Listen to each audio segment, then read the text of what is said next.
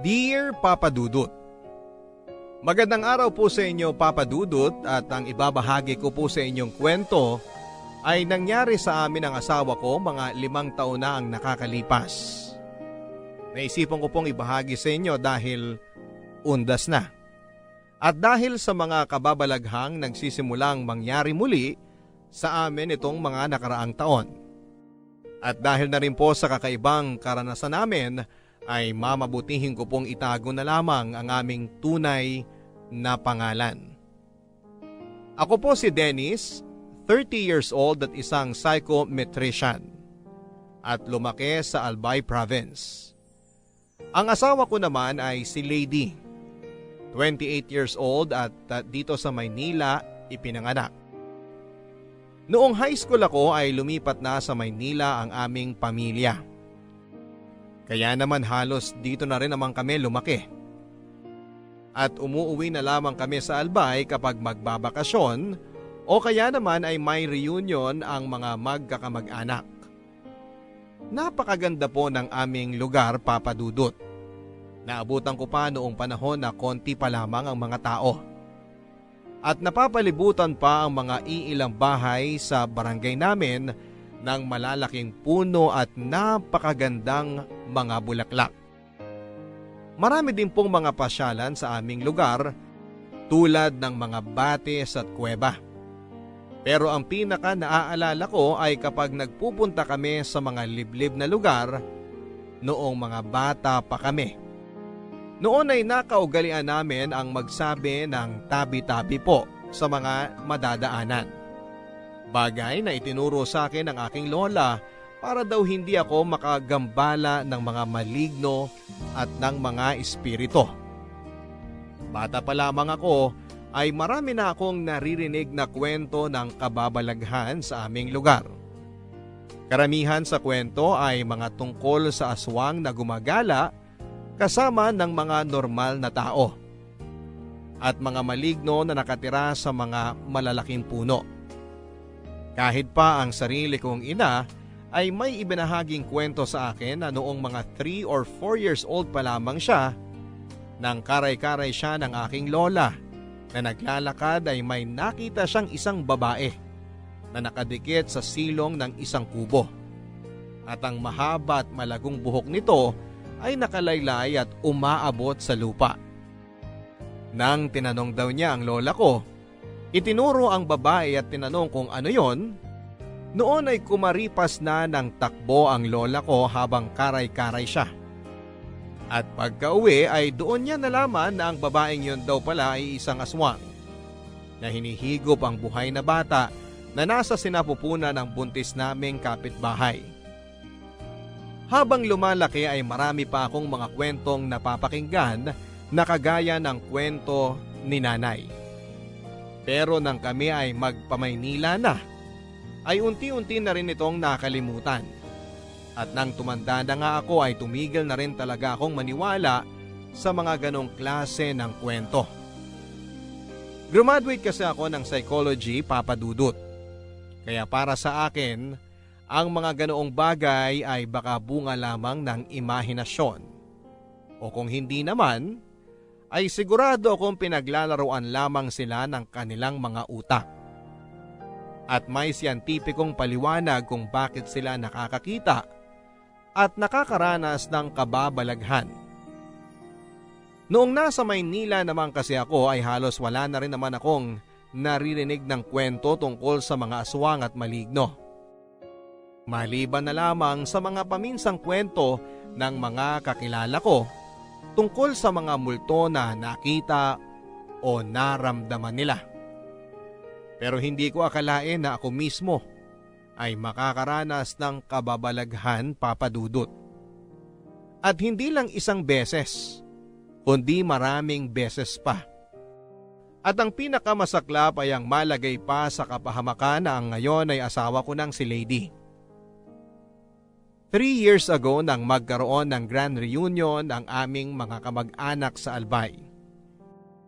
Noon naman ay isinama ko na si Lady para formal na ipakilala sa kanila bilang GF ko.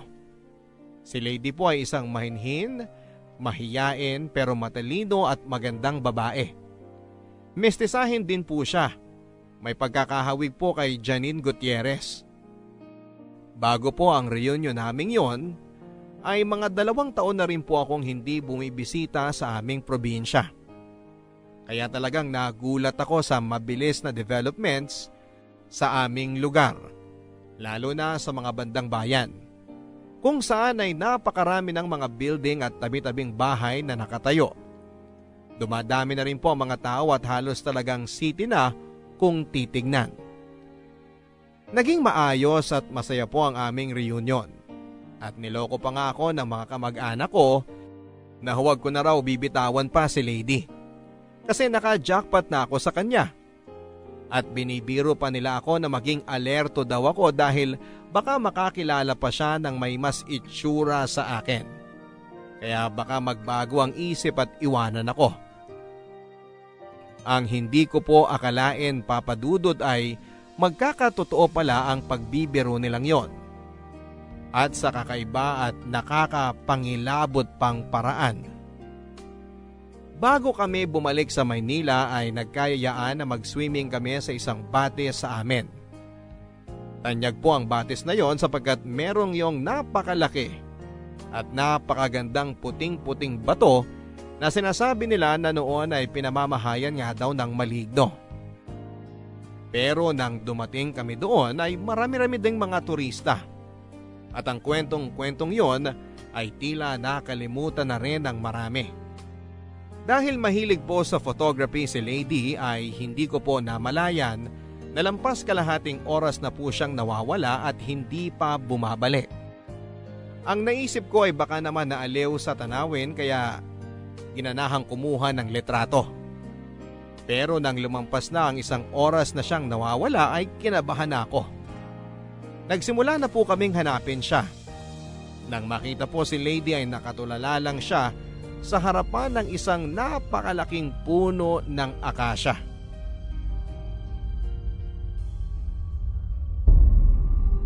Lady! Lady! Lady! Lady! Lady!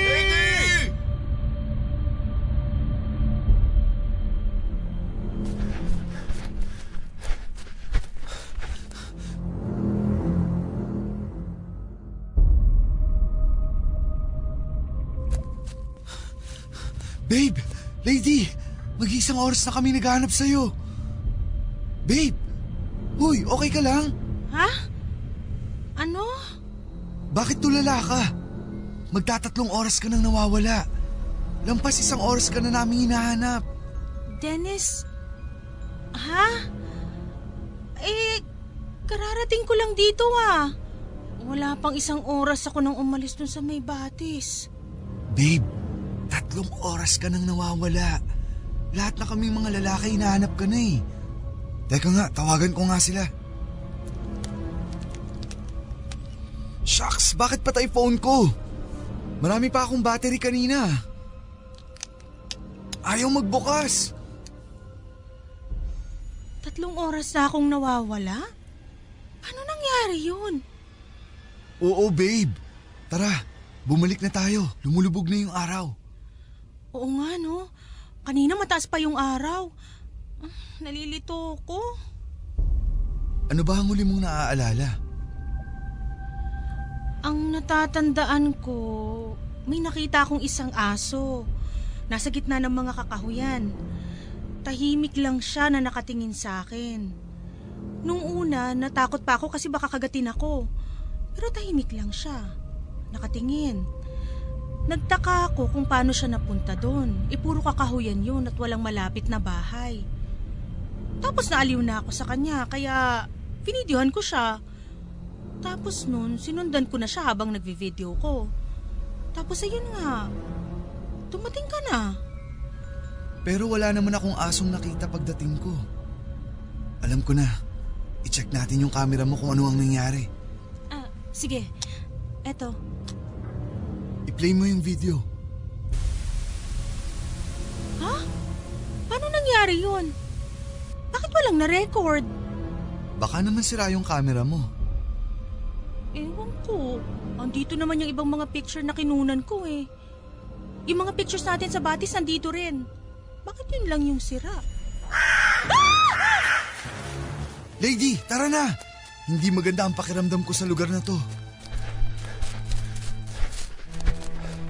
Dito tayo. Teka, Naalala mo pa ba ang daan pabalik? teka. Nalilito na rin ako. Lady, baliktarin mo ang t-shirt mo. Ha?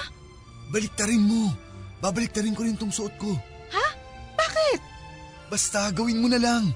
Yan ang naaalala kong turo sa akin ng bata ko na dapat gawin kapag naliligaw para mahanap ang daan pabalik. Sige, sige. Dali, ayokong abutan tayo ng gabi dito.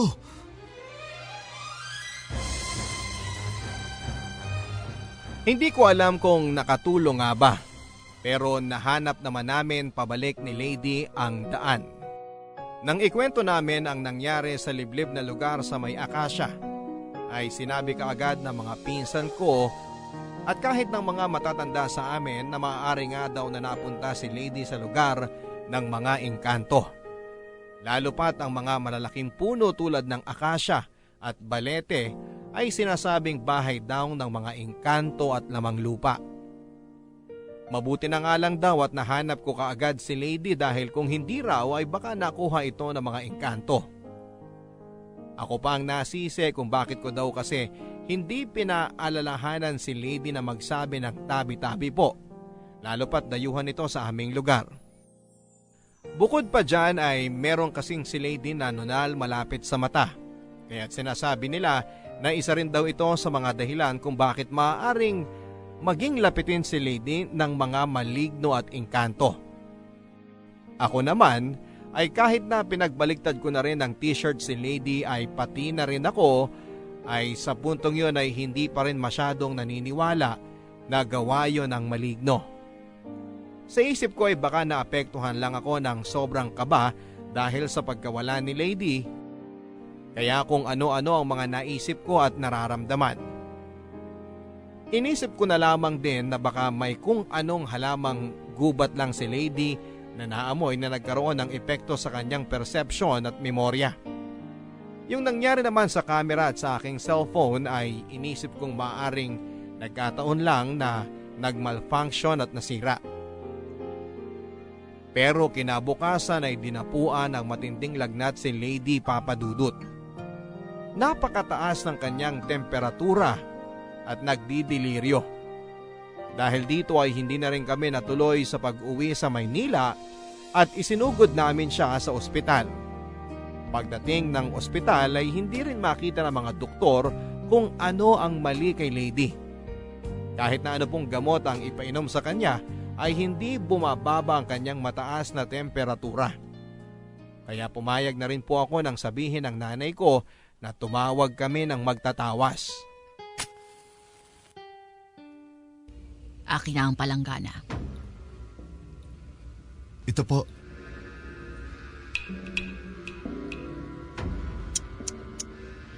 Lalaki. Ano po?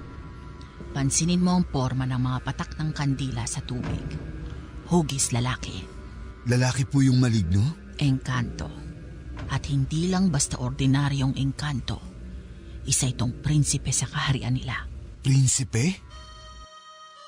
Bakit niya po binigyan ng sakit si Lady? May nasabi pa si Lady sa'yo na natapakang nuno sa punso. O baka may pinitas siyang bulaklak o dahon sa kagubatan. Wala naman po. Ang sabi niya lang po ay may nakita siyang aso sa gitna ng gubat. Tapos naaliw po siya dito at sinundan niya. Tapos nang nakita ko po si Lady ay naroon na siya. Tulala sa harap ng isang malaking puno ng akasya. Malapit siya sa puno ng akasya? Opo. Bakit po? Nakursunadahan siya. Paano pong nakursunadahan? Kung prinsipe ang engkantong may gawa nito sa kanya at nakita mo siya na malapit sa akasya, ay baka gustong dalhin ng engkanto si Lady sa kaharian nila. Kaharian? Ang mga engkanto ay madalas na namamahay sa mga malalaki at matatandang puno. Maaaring puno lang ito sa paningin ng ordinaryong tao, pero sa mga nakukursunadahan nilang mga tao, ay ipapakita nila ang tunay na anyo ng kanilang tirahan. Isang maganda at malaking palasyo. Pero bakit naman po gustong dali ng engkanto si Lady sa kanila? Magandang dalaga si Lady. At kahit na nakaratay siya dyan ngayon at hindi ko pa nakakausap, ay huhulaan kong tahimik siyang tao at nagtataglay ng inosensya ng isang bata. Tama ba ako? Opo, tama po kayo. Ganyan nga po siya. Ang mga kagaya niya ang natitipuhan ng mga engkanto. Ibig niyo pong sabihin ay nagustuhan siya ng engkanto? Malaking posibilidad yon. At dahil hindi lang ito basta-bastang engkanto at mataas pa ang antas sa kanilang mundo, sa tingin ko'y gusto niyang gawing asawa at prinsesa si Lady. Paano po natin maliligtas si Lady? Ha? Ano yun? Namatay ang kandila. Siya yun. Yung engkanto po? Oo. Ipinararamdam niya sa atin ang lakas niya. Susubukan ko ang lahat ng aking makakaya, anak. Pero ngayon pa lang ay sasabihin ko na sa iyong malakas ang puwersa ng karibal mo. Maaaring mapalis ko siya ngayon. Pero hindi ko masisiguro na hindi siya magbabalik. Ikinalulungkot ko. Pero sa mga kagaya ng engkantong ito, sa tingin ko'y hindi siya titigil hanggat hindi niya nakukuha si Lady.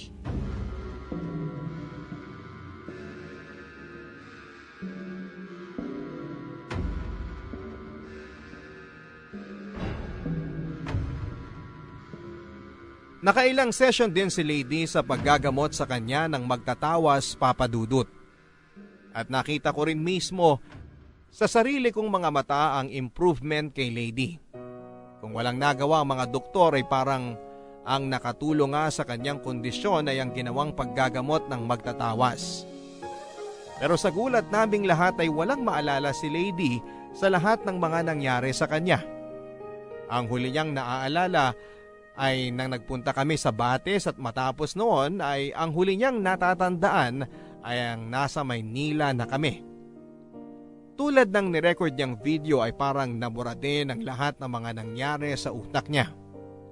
At dahil nga sa lahat ng mga kababalaghang nangyari, ay unti-unti na rin ako naniwala na totoo nga ang engkanto at maligno. Naniwala na ako na talagang mayroong mga bagay sa mundo na hindi maipapaliwanag ng tao ng lohika at ng siyensya. Pero ang pangyayaring ito kay Lady ay nagkaroon din ng hindi kaaya-ayang epekto sa aming sitwasyon sa buhay. Dahil sa pagkakasakit ni Lady ay halos 1 buwan din kaming namalagi sa probinsya. At dahil hindi ko naman siya maaaring iwanan ay nag-emergency leave ako sa trabaho ko ng 1 buwan. Mabuti na nga lang at mababait ang aking mga boss at pinayagan nila ako. Si Lady naman ay hindi pinalad. Dahil mahigpit ang kanyang kumpanya ay napilitan tuloy siyang mag-forced resignation. At matapos noon ay nahirapan na rin siyang makahanap pa ng bagong trabaho. Mula kasi nang mangyari yon kay Lady ay parang may nagbago na rin sa kanya. Mas naging tahimik siya at withdrawn. Sa aking obserbasyon ay gumaling man siya sa kanyang pisikal na katawan, ay naapektuhan naman na nangyari sa kanya ang kanyang kaluluwa at pagkatao. Ako rin ay medyo na-guilty sa mga nangyari, Papa Dudut, at nahiya ako sa kanyang pamilya. Kung hindi kasi sa akin na dinala ko siya doon at kung binantayan ko lang siya at sinamahan ng sa lahat ng oras ay baka hindi yun nangyari. Kaya mula noon ay mas naging malaki ang naramdaman kong responsibility kay Lady. Obligasyon kong maibalik siya sa dati.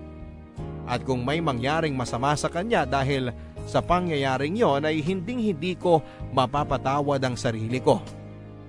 Ipinangako ko din sa sarili ko na kahit na ano pang mangyari, hinding-hindi ko iiwanan si Lady. Nang nasa Maynila na kami ay sinamahan ko si Lady na magpatingin sa isang psychologist. Mabuti na nga lang po at ako ay isang psychometrician, kaya naman naging madali sa akin ang makahanap ng therapist na mura lang maningil. Ayon sa pagsusuri ay meron daw depression si Lady. At matapos ng ilang session ay sa awa ng Diyos ay bumuti-buti naman ang kanyang kalagayan. Unti-unti nang bumalik si Lady sa dati niyang ugali na magiliw at optimistic. At nang siya ay gumaling na, ay naging madali na rin muli sa kanya ang makahanap ng bagong trabaho. Bumalik na sa dati ang buhay namin, Papa Dudut. Naging maayos naman si Lady sa kanyang bagong trabaho at ako naman ay balik sa dati na rin na walang masyadong inaalala. Kaya nang kami ay mag-anibersaryo ay minabuti ko rin na mag-propose sa kanya na magpakasal. Nasinagot naman kaagad ni Lady ng kanyang matamis na oo. Agad naming plinano ang aming kasal. Pinagkasunduan namin na mag-iipon muna kami sa loob ng 1 taon para sa magagasto sa aming kasal. At bilang paghahanda na rin sa aming future. Naging maayos at maganda ang mga sumunod na buwan at akala ko'y magtutuloy-tuloy na ito. Hanggang sa may dagok na namang dumating sa aming pagsasama. Napansin ko na meron na namang pagbabago kay Lady. Pero sa pagkakataong ito ay wala nang kinalaman sa kababalaghan. Napansin kong nagkaroon ng kakaibang sigla sa kanya pero pakiramdam ko ay hindi naman dahil sa akin o sa kanyang trabaho. Nakaramdam ako na parang meron siyang iba. Matapos ang ilang linggo nang mapansin ko kay Lady ang pagbabago sa kanyang kinikilos, ay nagsimula na rin siyang manlamig sa akin. Kapag nagkikita kami ay pakiramdam ko ay napipilitan lang siya. At parang palagi siyang nagmamadali na umalis. Dumating na rin sa puntong parang iniiwasan na niyang makipagkita sa akin. O maski ang makipag-communicate. At doon ko na nga naramdamang posibleng meron na siyang third party. At isang araw ay dumating na nga ang pinaka-kinakatakutan ko. Nakipagkita sa akin si Lady at sinabi niyang gusto na niya na makipaghiwalay. Dennis, may gusto sana akong sabihin sa'yo.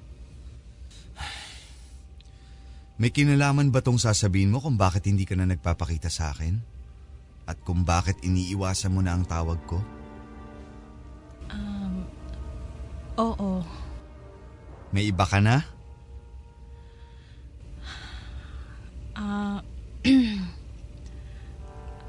I'm sorry, Dennis.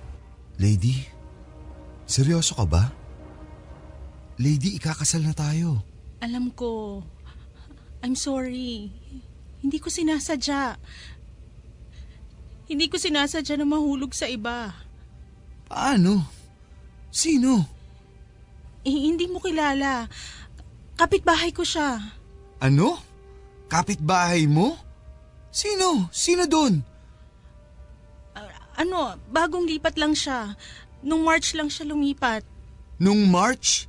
1 buwan matapos ko mag-propose sa'yo? Oo. Paano?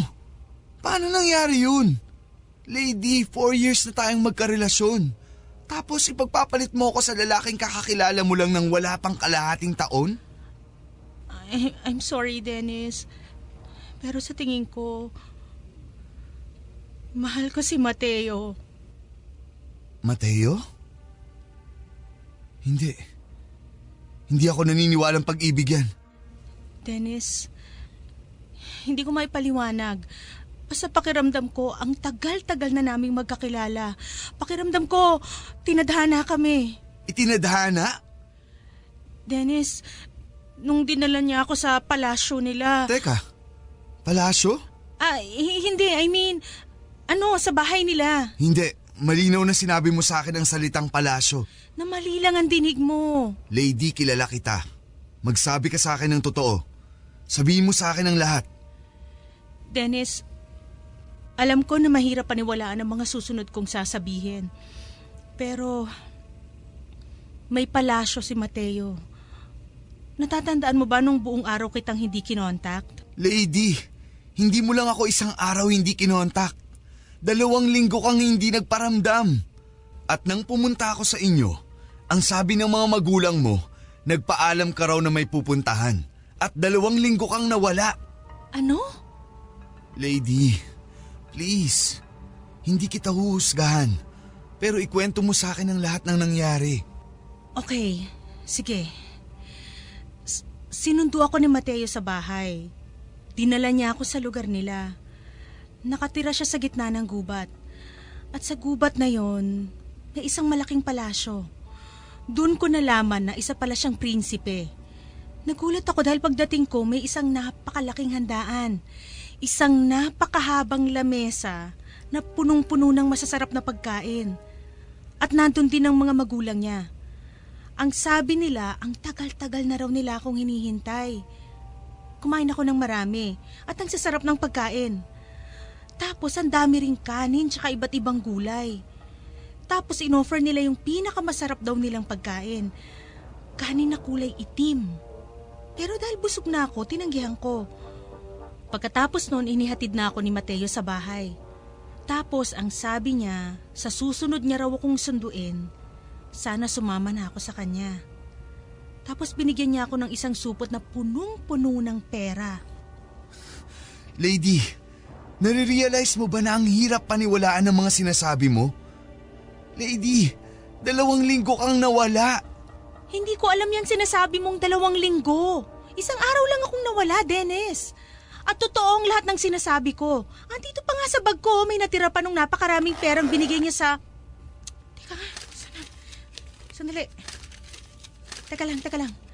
Bakit ang dami kong dahon sa bag? Nasaan na yung pera? Andito yun eh. Bakit puro dahon na? Nasaan na?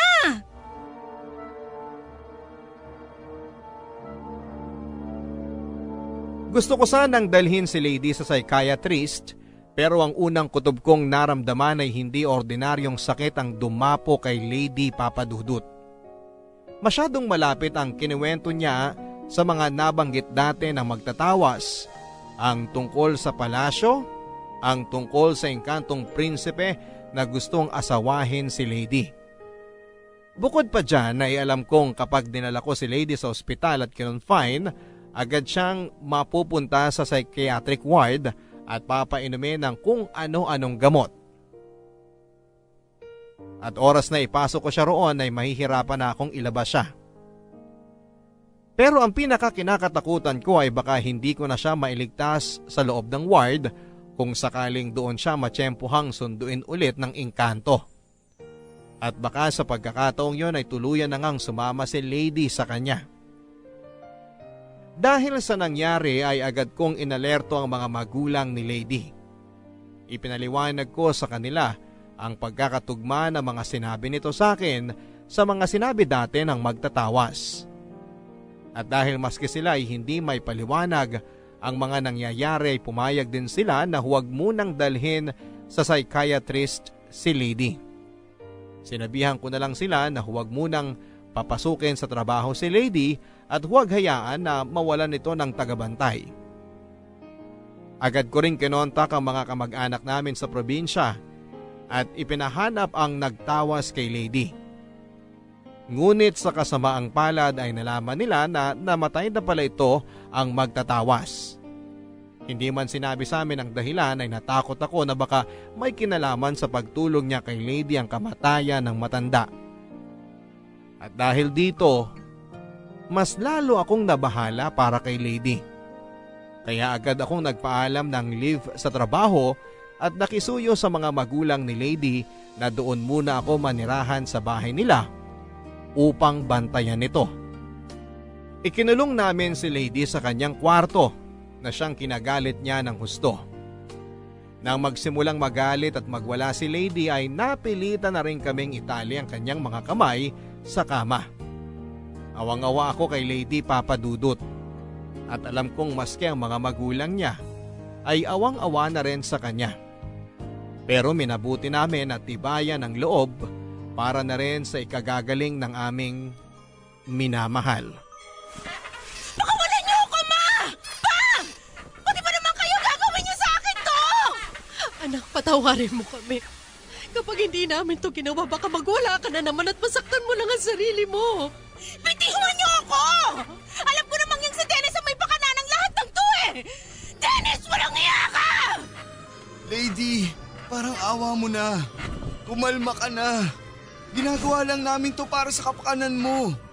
Anong kapakanan? Alam ko naman kung anong dahilan kung bakit mo ginagawa to eh! Nagagalit ka! Nagagalit ka dahil nakipag-break ako sa'yo! Lady, hindi yun ang dahilan. Lady, may sakit ka. Kailangan muna namin gawin to hanggat hindi ka pa gumagaling. Wala akong sakit! Hindi mo malinaw sa'yo? Hindi ikaw ang mahal ko! Si Mateo! Si Mateo ang mahal ko! Bitawan niyo ako! Lady, parang awa mo na anak, kumalma ka na. Hindi! Pakawalan niyo ako dito! Susundayin ako ni Mateo at sasama ako sa kanya! Please, Lady, parang awa mo na. Kung dumating ulit si Mateo, huwag kang sasama sa kanya. Mapapahamak ka lang. Nagsiselos ka lang. Pakawalan niyo ako dito. Huwag niyong hintayin na magalit si Mateo dahil papatayin niya kayo! Papatayin niya kayo! Diyos ko! Tulungan niyo ang anak ko! Huwag na huwag mong gagawin niya pagkukrus sa harapan ko! Dennis, iabot mo sa akin yung crucifix! Huwag mong gagawin yan! Lino! Tonton! Tulungan niyo kami dito! Ang lakas ng ate niyo! Masamang espiritu, layuan mo ang anak ko! Ate Leo!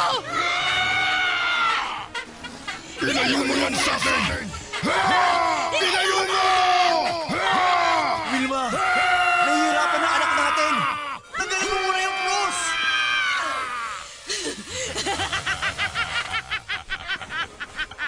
Hindi niyo kami mapipigilan ni Lady! Dennis! Hindi ka mahal ni Lady! Sa akin ka sasama! At wala ka nang magagawa! Hindi! Hindi ako papayag! Mahal ko si Lady! Nagmamahalan kami! Ikaw ang umalis! Nilagat! Nagpasal ang mga moto nilagat! Nay! Ang cross! Ibalik niyo!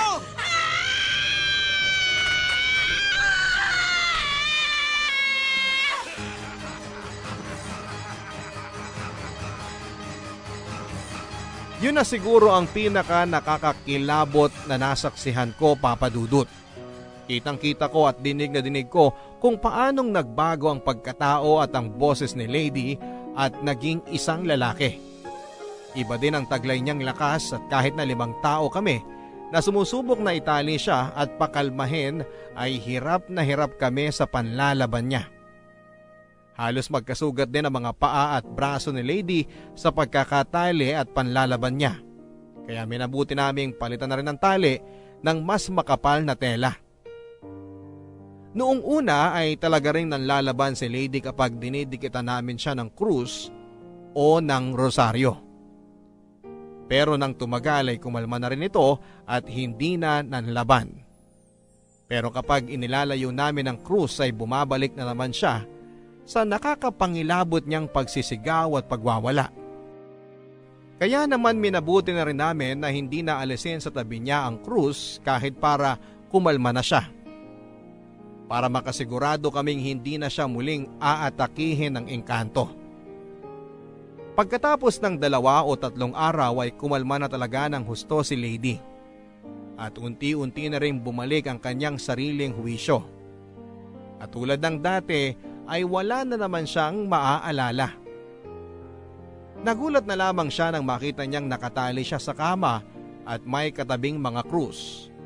At kahit pa umiyak ng umiyak at magmakaawa sa amin si Lady ay hindi kami pumayag na kalagan siya.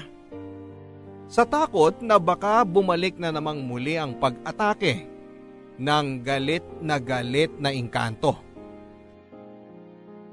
At kahit na kumalma si Lady, Papa Dudut ay patuloy naman siya sa pag-iyak sa mga sumunod na araw. May mga oras pang tulala na lang siya habang nakaratay. At kahit na nakalimutan niya ang nangyaring pagwawala niya at tilang pagsapi sa kanya ng engkanto, ay hindi naman niya nakalimutan na gusto niyang sumama dito. Hindi ko nga alam, Papa Dudut, kung matatawa ako o magagalit o maiiyak na lamang. Dahil ang karibal ko kay Lady ay isang engkanto. Pero sa kabila ng lahat ng kababalaghang ito, ang talagang bumaon sa akin ay ang sakit na marinig mula sa babaeng mahal na mahal ko ang sabihin niyang hindi niya ako mahal at may iba na siyang gusto. Gusto ko mang kumbinsihin ang sarili ko na epekto lamang ito ng panlilinlang sa kanya ng engkanto. Hindi ko rin maiwasan na masaktan at maisip na baka yun naman talaga ang katotohanan. Na hindi niya ako mahal. Na hindi na ako mahal ni Lady. Ilang araw mula nang iginapos namin si Lady dahil sa kanyang pagwawala, ay dumating na ang isa pang magtatawas na nakuha ng aking kamag-anak sa probinsya. Katulad ng ginawa ng namayapang magtatawas ay sinuri niya muna kung ano nga ba talaga ang aming kinakaharap na elemento. At tulad nga ng sinabi ng dating magtatawas, ay kinumpirma niyang engkanto raw ito na may mataas na katungkulan at nagkagusto kay Lady. Agad siyang nagsimula sa kanyang mga ritual ng panggagamot.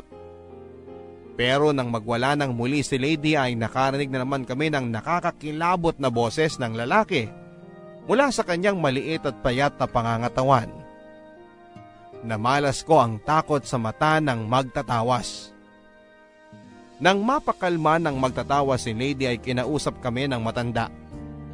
Humingi siya ng tawa dahil hindi na raw niya kayang ituloy ang panggagamot. Masyado raw malakas at makapangyarihan ang engkanto at natatakot siyang balikan siya nito. At dahil sa mga sinabi ng magtatawas ay nabalot kami ng takot at pinanghinaan kami ng loob. Hanggang sa nakita ko ang krus sa tabi ni Lady. At naalala ko kung paano nagalit ang engkanto nang itinabi namin ito sa kanya. Dito ako nakaisip na kumausap ng pare. Anong may paglilingkod ko sa iyo, iho? Father, may gusto po kasi sana akong ikonsulta sa inyo. Sige, ano yun? Father, paano po ba magpa-exercise? Exercise? Bakit? May kakilala ka bang sa tingin mo ay sinasapian ng demonyo? Father, hindi po demonyo. Engkanto po. Parang naengkanto po kasi yung girlfriend ko. Alam mo, iho, sa simbahang Katoliko, mapaengkanto pa yan, lamang lupa o maligno. Manifestasyon lang ang lahat ng yan ng demonyo. Demonyo po yung umatake sa girlfriend ko? Sa ating paniniwala, dalawa lamang ang puwersang mayroon sa mundo. Ang demonyo at ang Diyos. Mapanlin lang ang demonyo at may kapangyarihan itong mag-iba-iba ng anyo depende kung saan tayo pinakamahina at madaling mamanipula nito. At kung tutusin ay hindi lang supernatural ang anyo ng demonyo. Namamalas din natin ang puwersa nito sa tuwing nagpapatalo tayo sa temptasyon ng kadiliman.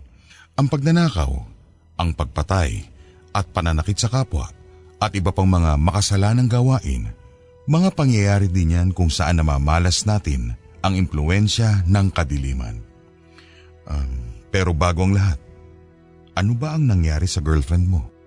Father, nagsimula po kasi ang lahat ng magbakasyon po kami ng girlfriend ko sa probinsya. Lady po ang pangalan niya. Isang araw, nang namasyal kami sa may batis doon, nawala po siya ng matagal. At nung matagpuan ko siya, nakatulala na lang siya sa harapan ng isang malaking puno. Matapos po nun, nagkasakit siya at hindi makita ng mga doktor kung ano ang dahilan ng sakit. Nang nagpatawas po kami sa manggagamot dun sa amin, sinabi na may nagkagusto daw sa kanyang engkanto. Nangyari po yun mga 1 taon nang nakakalipas. Pinagamot niyo siya sa isang albularyo? Opo eh. Sige. Tapos, ano na nangyari? Matapos po naming magpatawas, bumalik naman sa normal si Lady. Pero 1 buwan matapos ko mag-propose sa kanya ng kasal, kinausap niya ako na gusto na raw niyang makipag-break. Dahil iba na raw po ang mahal niya. At nang ikinuwento po niya kung saan niya nakilala at ang pagkatao ng lalaking yun, tumugma po dun sa description ng magtatawa sa engkantong nakita niya na nagkagusto kay Lady. At nagsimula ulit siyang atakehin ito nung mag-propose ka sa kanya ng kasal? Opo, Father. At nung hindi po ako pumayag, doon na po siya nagwala. At dahil din po kakaiba na yung pagwawala niya, ikinulong po namin siya sa kwarto at iginapos sa kama. Iginapos niyo siya? Opo, Father. Wala na po kasi kaming ibang choice dahil nagwawala po siya at natakot kaming baka saktan niya ang kanyang sarili. Sinasabi niya rin po na susunduin daw po kasi siya ulit ng engkanto at sinabi niyang sasama na siya dito. At saka, Father, nung idinikit po ng nanay niya ang krus sa kanya, bigla pong nag-iba ang boses niya. Nakakapangilabot po. Tapos bigla po siyang naging malakas. At 5 pa kami na nagtulong-tulong para lang mapigilan siya sa pagwawala niya. Katakataka ngang mga pangyayari yun, ano? Pero, alam mo iho, hindi kasi kami basta-basta pwedeng gumawa ng exorcism hanggat hindi na-rule out ang ibang factors. Naikonsulta niyo na ba siya sa psychiatrist? Father, hindi pa po. Natatakot kasi kami na baka lumala lang siya kapag ipinasok namin siya doon. Pero kailangan iho. Alam kong hindi ito ang inaasahan mong sagot mula sa isang pari na katulad ko. Pero kailangan muna nating masiguro na ang pagwawala ni Lady ay hindi dahil sa ibang bagay na pwede namang masolusyonan ng gamot at therapy. Lalo pat nabanggit mo na ikakasal na dapat kayo. Alam naman nating lahat na ang pagpapakasal ay isang napakalaking life decision na maaaring makapagbigay ng matinding stress sa isang tao psychologically. Father, please, parang ahawan niyo na po. Kahit bisitahin niyo lang po muna si Lady. Pero sige po, pangako. Pagkatapos po nun, kukonsulta po kami sa isang psychiatrist.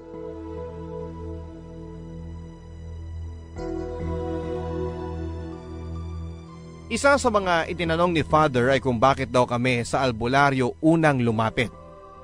Kumusta raw ba ang aming relasyon sa Panginoon? Hindi ako handa at medyo nagigilty ako sa tanong ni Father. Kahit kasi Katoliko ako at ang pamilya ko ay hindi naman ganong kalakas ang aming paniniwala at pagpapractice ng aming relihiyon. Kumbaga, nagsisimba na lang kami dahil obligasyon at dahil nakasanayan na. At kapag nasa simbahan kami o nagdarasal, ay kadalasang wala naman talaga doon ang atensyon namin. Ako mismo, aaminin ko, ay madalas na naiinip at nagsiselfone at nabubore sa misa. Kaya palagi na rin akong late na dumarating. Hanggang noong lumao na nga ay nagsisimba na lamang ako kapag may nagyayaya. Si Lady naman, sa pagkakaalam ko ay medyo ganun din ang pamilya niya. Parang ang nanay niya na nga lang ang talagang linggo-linggo sa kanila kung magsimba. Ipinaliwanag ni Father na kadalasan daw kasing nagsisimula ang isang demonic possession kapag ang biktima ay nasa krisis ng kanyang pananampalataya. O kung hindi naman ay may mga personal na dinadala. Sinabi din niya na dapat daw sana ay hindi muna kami kumonsulta sa magtatawas dahil isa daw itong forma ng occult at ang mga paganong paniniwala at practices na tulad daw noon ay maaaring gamitin din ng demonyo bilang lagusan nito.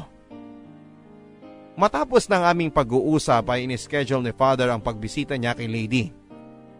Pinayuhan din niya ako na mangumpisal at kung maaari daw, pati na rin sana ang lahat ng nakapalibot kay Lady.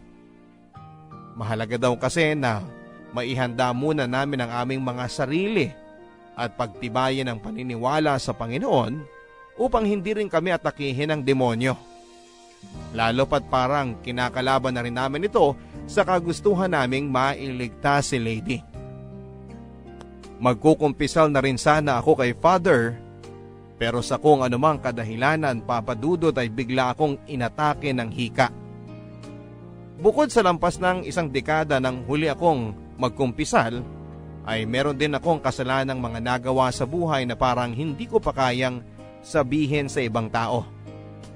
Kahit nasa pari pa. Nagsinungaling na lamang ako kay Father at ang sabi ko ay may isa pa akong lakad na pupuntahan na importante. Pero naramdaman yata ni Father ang aking pag-aalinlangan. Dahil sinabihan niya ako ng ang paboritong trick ng demonyo ay papaniwalain ng isang tao na hindi siya worth it na patawarin at mahalin ng Panginoon. Pero sana nga ay nilakasan ko pa ang loob ko na mangumpisal, Papa Dudut, dahil sa pag-uwi ko, kinagabihan noon ay nagkaroon ng nakakakilabot na karanasan. Pabalik na ako ng bahay ni na Lady at dahil nakatira sila sa isang medyo bago pang subdivision, ay iilan pa lamang ang mga bahay dito. Nang madaan ako sa isang talahiban na walang ilaw ang daanan, ay biglang tumirik ang aking sasakyan.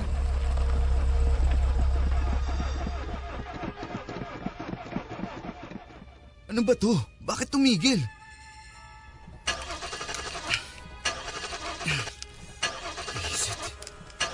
Ano bang sunod-sunod na kamalasan to?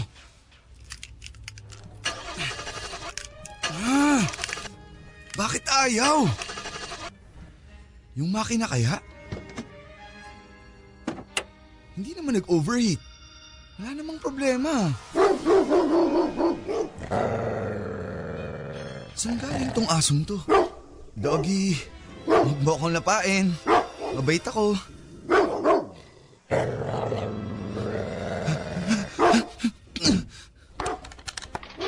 Pa, sagutin mo. Pa, please. Hello? Dennis? Pa, ano po kasi? Andito na ako sa subdivision nyo. Tumirik po kotse ko. Pero hindi po ako makalabas ng kotse kasi may aso na gusto akong kagatin. Ganun ba?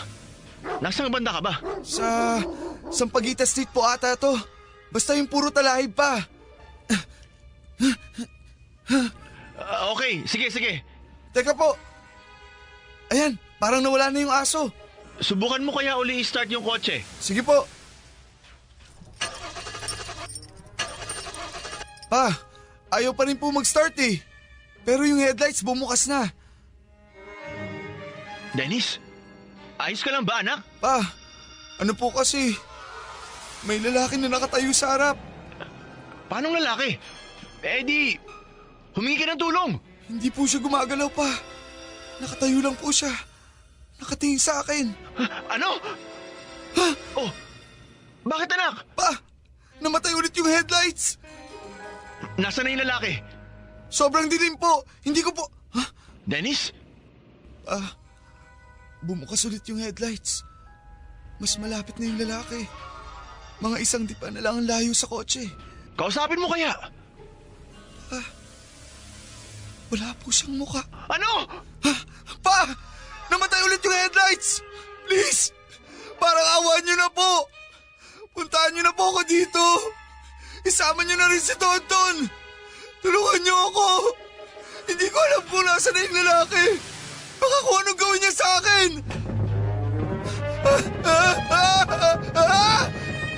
Pa! Bilisan niyo! Niyulog niyo dyan itong kotse! Puntahan niyo na ako! Sino magbabantay kay Lady kung pumunta kami dyan? Pa!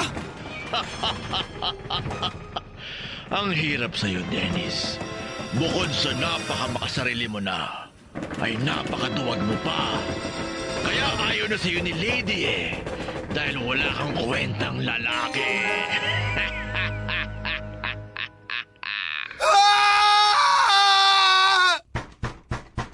Boss!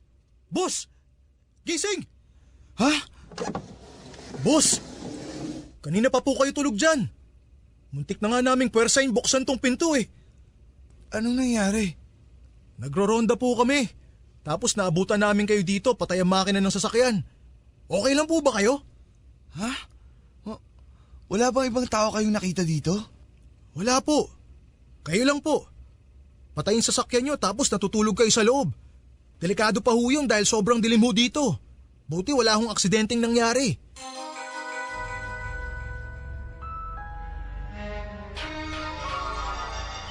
Sa pagdating ko sa bahay ni na Lady ay minabuti kong isarili ko na lamang ang mga nangyari sa akin, Papa Dudut. Ayaw ko na rin kasing takutin pa sila sa mga nangyari sa akin. At nang pumasok ako sa kwarto ni Lady ay kita kong tahimik lang siyang nakahiga dito. Ang krus ay malapit pa rin sa kanya. Pero nakatitig lang siya sa akin at parang may pilyang ngiti sa kanyang mga mukha.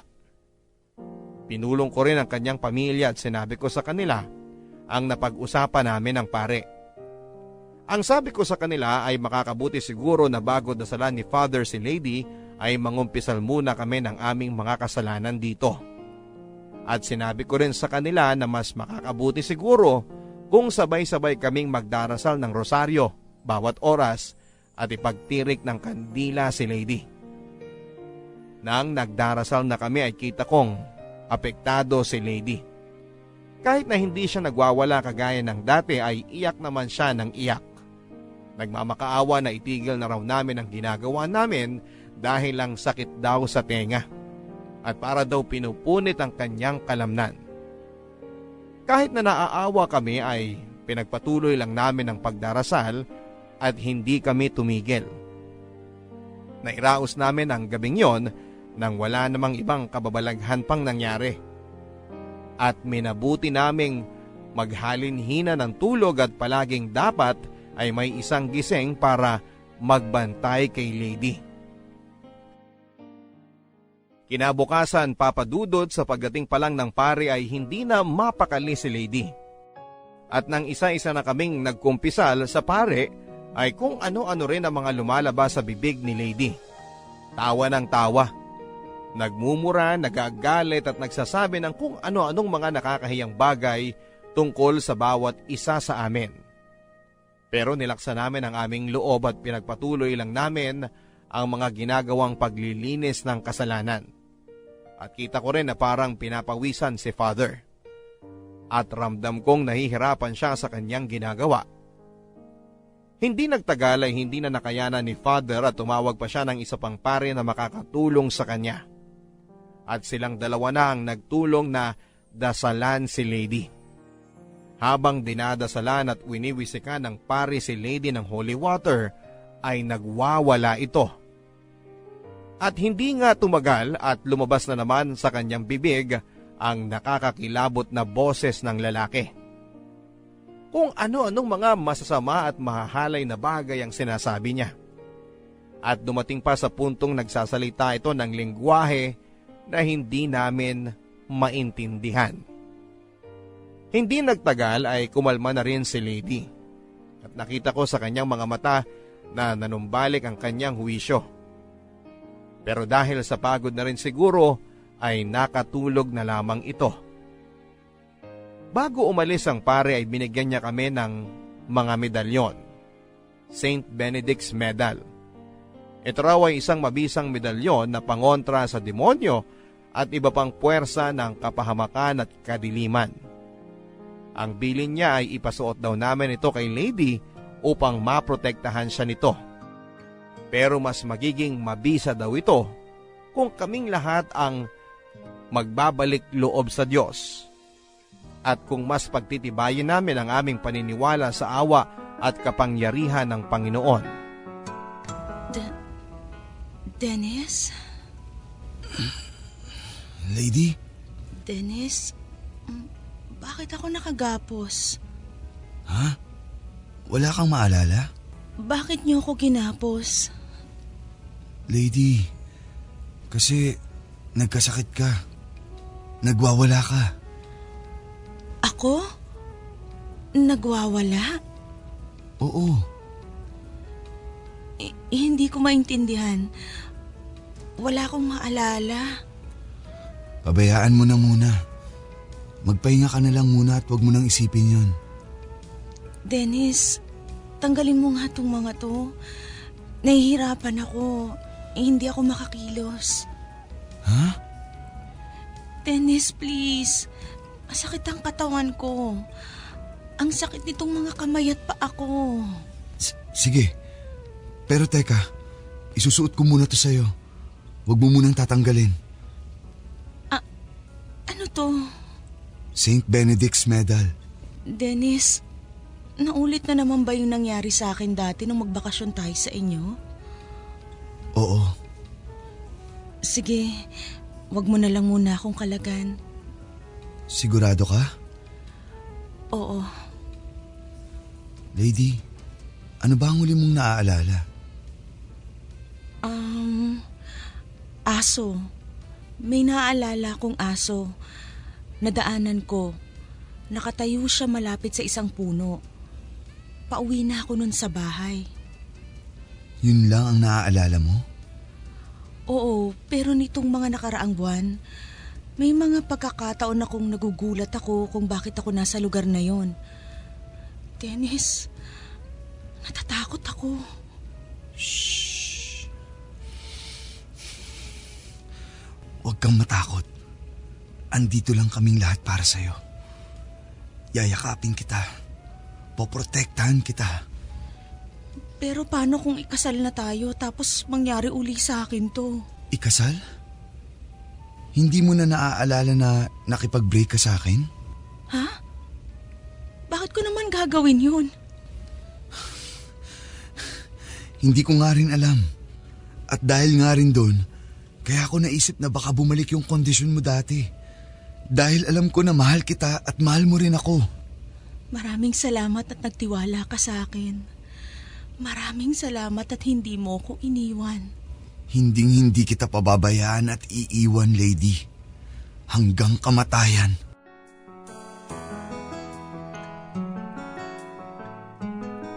Matapos ang pagdarasal na ginawa ng mga pare sa awa ng Diyos ay hindi na rin naulit pa ang mga kababalaghang nangyari kay Lady. Nang nakarecover din siya ng kaunti ay sinunod din namin ang payo ng pare at kumonsulta na nga rin kami sa psychiatrist. Ayon po sa pagsusuri sa kanya ng kanyang doktor ay maaaring nagkaroon lamang daw siya ng dissociative episodes. Dahil daw sa matinding stress. Maaari din daw na nakakontribute dito ang psychological distress na maaaring nirepress niya na dulot ng aming napipintong pagpapakasal. At dahil sa pagsusuri ng mga doktor ay minabuti kong kausapin si Lady nang masinsinan kung handa na nga ba talaga siyang ikasal na.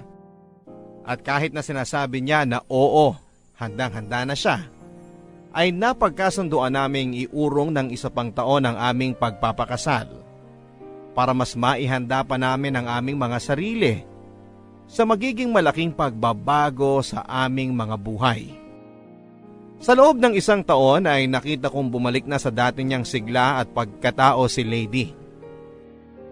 At dahil na rin siguro sa aming dinaranas ay naramdaman kong mas tumibay pa ang aming samahan at pagmamahal sa isa't isa. Natuloy na ang aming kasal at in-expect ko na makakamit na rin namin ang aming happily ever after. Isang taon matapos manganak si Lady ay bumukod na rin kami ng tirahan, Papa Dudut. Nakabili kami ng isang maliit na bahay sa isang subdivision sa Las Piñas. At dahil medyo busy rin kami sa trabaho ay kumuha kami ng yaya na makakatulong sa pagbabantay sa aming anak. Pero isang araw ay kinalabutan ako sa mga sinabi sa akin ng aming yaya. Sir, napansin ko po, parang mababaw itong gutli sa labi ng baby, ano? Ha? Anong gutli? Itong nasa ibabaw po ng labi natin na medyo mahaba at nakalubog. Sana mas lumubog pa yung kay baby paglaki niya, no? Bakit naman? Kasi po, may pamahiin sa lugar namin na kapag ang isang tao daw po ay walang gutli sa labi, engkanto daw po yun. O kung hindi man, lapitin daw po ng engkanto. Ano? Naku, natakot tuloy kayo, sir. Huwag po kayo mag-alala. Kasabihan lang naman yun dun sa amin. Nga pala, sir, kagabi pala nung wala kayo ni ma'am, may pumunta dito na weirdong lalaki. 10 oras ng gabi. Lalaki? Nakausap mo? Opo. Natakot nga po ako nung una kasi 10 oras na ng gabi. Tapos may nagdo-doorbell. At dahil natakot po ako, nagmasid muna ako sa bintana. Sinilip ko lang siya ng matagal. Tapos natakot po ako kasi nakatayo lang siya doon sa labas ng gate. Hindi gumagalaw. Akala ko nga estatwa. Tapos nag-doorbell ulit. Kaya napilitan na po akong labasin siya. Anong sabi niya? Hinahanap niya po kayo ni ma'am. Bakit niya daw kami hinahanap? Hindi naman po niya sinabi kung bakit. Basta nung sinabi ko po na wala kayo, ang sabi niya lang alagaan kong mabuti si baby. Tapos babalik na lang daw po siya pag 7 years old na si baby. Ano? Oo nga po Kaya nga po ang weirdo nung lalaki. Pero po ba kayong nakaaway o kakilala na may tililing? Wala. Bakit niya sinabi na babalikan niya si baby? Wala naman pong sinabi. Basta yun lang, alagaan ko raw ang bata. Tapos nung tinanong ko kung may ipagbibilin ba siya, ang sabi niya lang babalik na lang daw po siya kapag 7 years old na nga si baby. Anong itsura nung lalaki? Ay, matangkad po mistisuhin. Pero hindi ko rin po masyadong maaninag yung mukha kasi nga po madilim na. Nakuha mo ba ang pangalan niya? Ano nga ba yun? Mark po yata. Ay, hindi po. Mateo pala.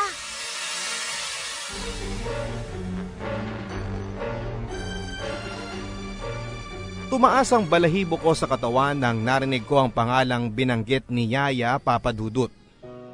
Akala ko'y natapos na ang nakakakilabot na bahagi na yon ng aming buhay. Pero mukhang hindi pa pala namin ito natatakasan. Naisipan namin na lumipat ni Lady pero alam naming mahihirapan kaming gawin yon lalo pat nakapagsimula na kaming maghulog sa bahay. At isa pa ay wala rin naman kaming kasiguraduhan na kapag lumipat kami ay hindi na kami masusundan. Dahil din sa mga nangyari ay na-realize ko na naging kampante na naman pala kami ni Lady sa aming pananalig sa Diyos. Nang maging payapa na ang lahat ay hindi na kami madalas nagdarasal kahit na dati araw-araw kaming nagro-rosaryo sa bahay. Kahit ang pagsisimba ay minsan amin ang nakakalimutan na gawin. Kaya binalik namin ni Lady ang habit ng pagdarasal at pananalig sa Diyos. Isinuot namin muli ang medalyon na ibinigay sa amin ng pari at inihingi namin si baby ng medalyon na sinisiguro naming hindi matatanggal sa damit o sa katawan niya. 1 taon pa lamang ang aming anak Papadudut. 6 na taon pa ang aming bubunuin ng mga araw at gabi na hindi na kami mapapalagay sa pagtulog dahil sa pangambang baka gambalaing muli at ipahamak pa ng engkanto ang aming anak. Kaya sa lahat ng aming makakaya, ay pipilitin namin ni Lady na kumapit at maging tapat sa Diyos at sa isa't isa at maging mabuting asawa at tao. Kailangan naming maging malakas, magpakatatag at maging mas mapagtiwala sa Diyos sapagkat ang mga yon ang aming magiging pinakamatibay na sandata laban sa puwersa ng temptasyon, kasamaan at kadiliman sa mundo, pati na sa mga kalabang nakikita man o hindi. Ang inyo pong kapuso at kabarangay, Dennis. Barangay LS 97.1 97.1.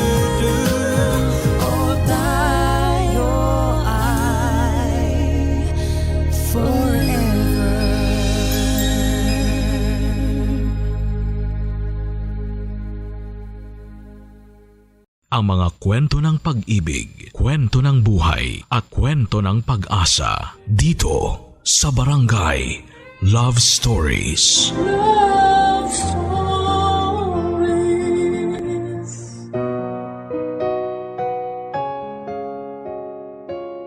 Tao lang nagkakamali rin. Ito ang kataga na madalas nating sabihin sa tuwing nakagagawa tayo ng mga kasalanan. Lalo na kapag hindi natin yon ginusto. Pero hindi pwedeng habang buhay ikakatwiran natin ito. Kaya tayo binigyan ng kakayahang mag-isip at magdesisyon ay upang alamin natin kung ano ang tama at iwasan ang mali. Ngunit paano na lamang kung may mga sitwasyon na hindi natin kontrolado at may mga pagkakataon na nadadala tayo ng ating damdamin. Lahat tayo ay may tinatagong sekreto. Yung bang mga gawain na ayaw nating mabunyag sa iba dahil sa takot nating mahusgahan, kutyain o pulaan. Pero sa pagkakataong ito ay lakas loob na ibabahagi ni Monica ang kanyang sikreto. Gusto mo na bang malaman kung ano yon? Tunghayan natin yan ang kanyang istorya sa mga kwento ng pag-ibig, buhay at pag-asa sa Barangay Love Stories number 1. Dear Papa Dudut, likas sa ating mga tao ang maging mahina sa puso at isipan. Kaya nakagagawa tayo ng mga kasalanan na madalas ay bunga ng silakbo ng damdamin. Pero isa sa mga aral na natutuhan ko sa buhay ay palagi tayong may pagkakataon para magbago tungo sa ikakaunlad at ikakabuti ng ating mga sarili. At iyon po ang gusto kong matutunan ng mga kabarangay natin sa pagtatapos ng kwento ko. Sasamantalahin ko na rin po yung pagkakataon para humingi ng mas malawak na pangunawa dahil may ilang bahagi sa kwento ko na may pagkasensitibo. Kaya may sa ilang detalye lamang din po akong babaguhin para sa aking privacy. Pero bago ko po umpisahan ang paglalahad, Monica na lamang ang itawag ninyo sa akin. 30 years old na po ako this year. Avid listener po ako ng Barangay Love Stories. Mahilig po akong manood ng mga teleserye sa GMA. Sa tagal ko na pong nakikinig sa programa ninyo at sa dami ng mga napakinggan ko ay wala pa po akong naingkwento na kwento na kapareho ng kwento ko.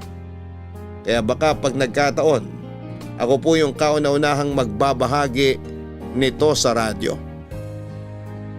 Kubong Pagadian City sa Zamboanga del Sur ang pamilya namin. Doon pinanganak at lumaki ang mga magulang ko. Magkababata po si nanay at tatay at matagal nang may gusto si nanay sa tatay ko. Pero hanggang kaibigan lang ang tingin sa kanya ni tatay. Noong graduate sila ng high school ay nag-decide ang pamilya ni tatay na lumuwas sa Maynila para pag-aralin siya doon ang kolehiyo. Pero noong gabi bago siya umalis, nagpaalam siya kay nanay pero niyaya siya nitong uminom. At nung nalasing sila ay saka naman may nangyari sa kanila. Nagalit si nanay kay tatay at tinuloy pa rin niya yung pag-alis at walang nagawa ang nanay ko.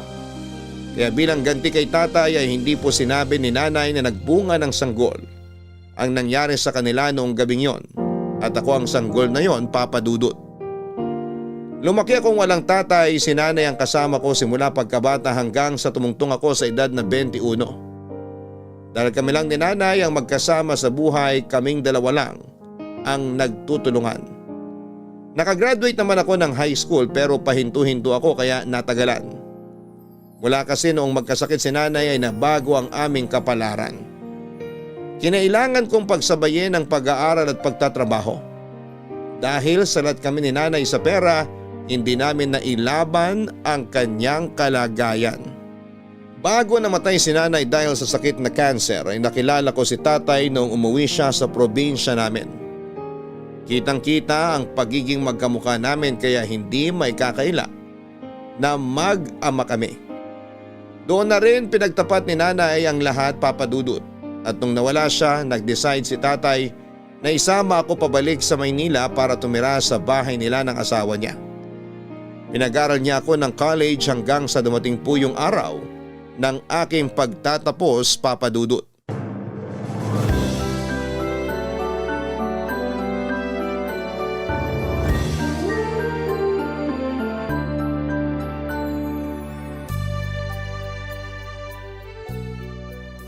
Ayan, Taya.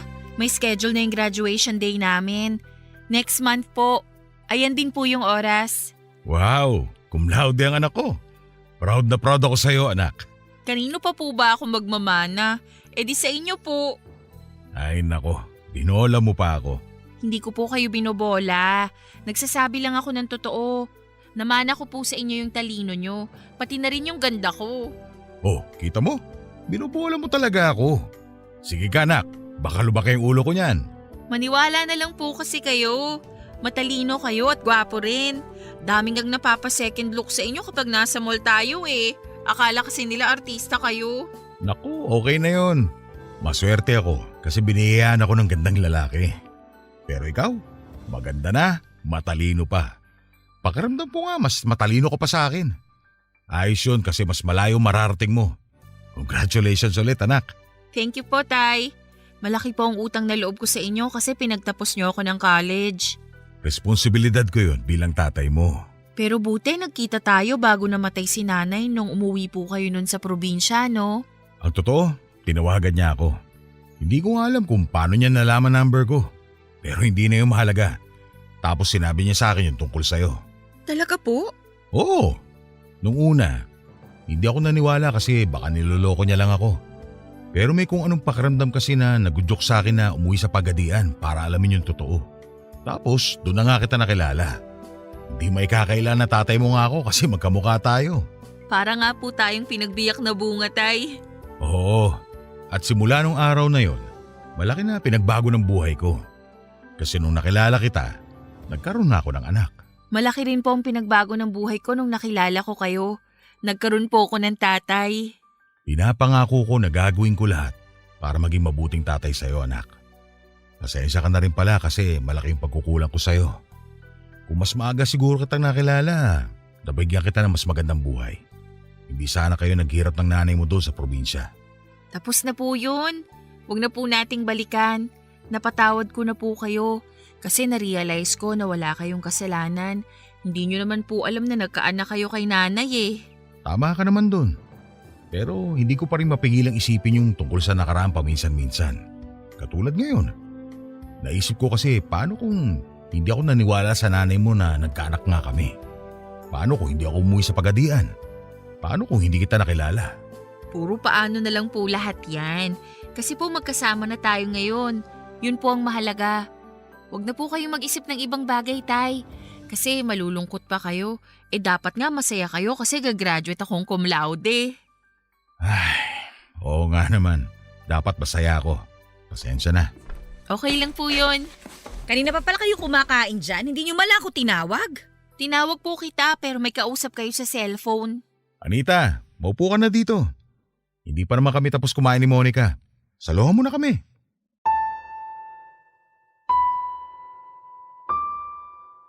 Taong 2015 kami unang nagkita ni tatay. Yun din ang taon kung kailan ako bumalik sa pag-aaral. Matapos niya akong isama sa Maynila, 25 years old na ako nung graduate ako ng college noong 2019. Mabilis kaming nagkapalagayan ng loob ng tatay ko. Mabait siya sa akin ng sobra. Kahit 25 years old na po ako noon ay parang baby pa rin ang turing niya sa akin. Marahil ay bumabawi siya sa mga taon na hindi kami nagkasama. Kaya pilit siyang nagpapakatatay sa akin. Nung una kasi ay ayaw kong sumama sa kanya pa Maynila pero dahil mahirap ang buhay namin ni nanay sa Pagadian, siguradong wala akong kinabukasan doon. Inudyukan din ako ng mga kamag-anak namin na mas maraming oportunidad sa Maynila kaya sa huli nakumbinsin na rin akong sumama kay tatay.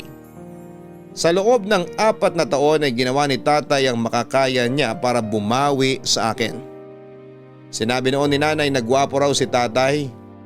Sa kanya ko naman na ang maganda kong mukha. May kahawig daw siyang artista si Gabby Concepcion.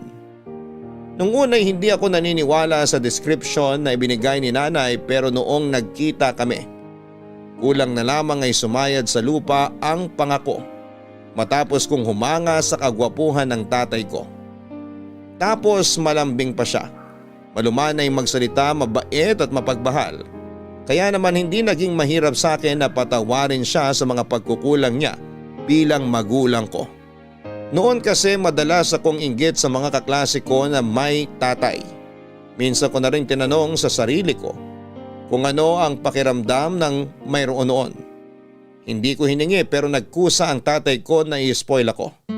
Sobrang kinasaya ko yon, kaya lang kung may isang bagay akong kinakainisan. Yon ay ang asawa niya si Anita na madrasta ko papadudot.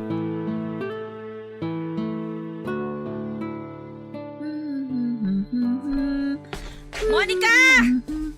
Monica! Ano ba yun? Nagtatanong ka pa dyan. Tambak yung hugasin doon, oh.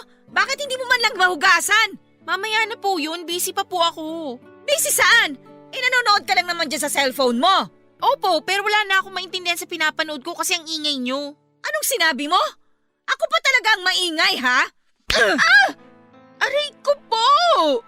Bakit po ba kayo nanghahampas? Nakakapikong ka na kasi eh.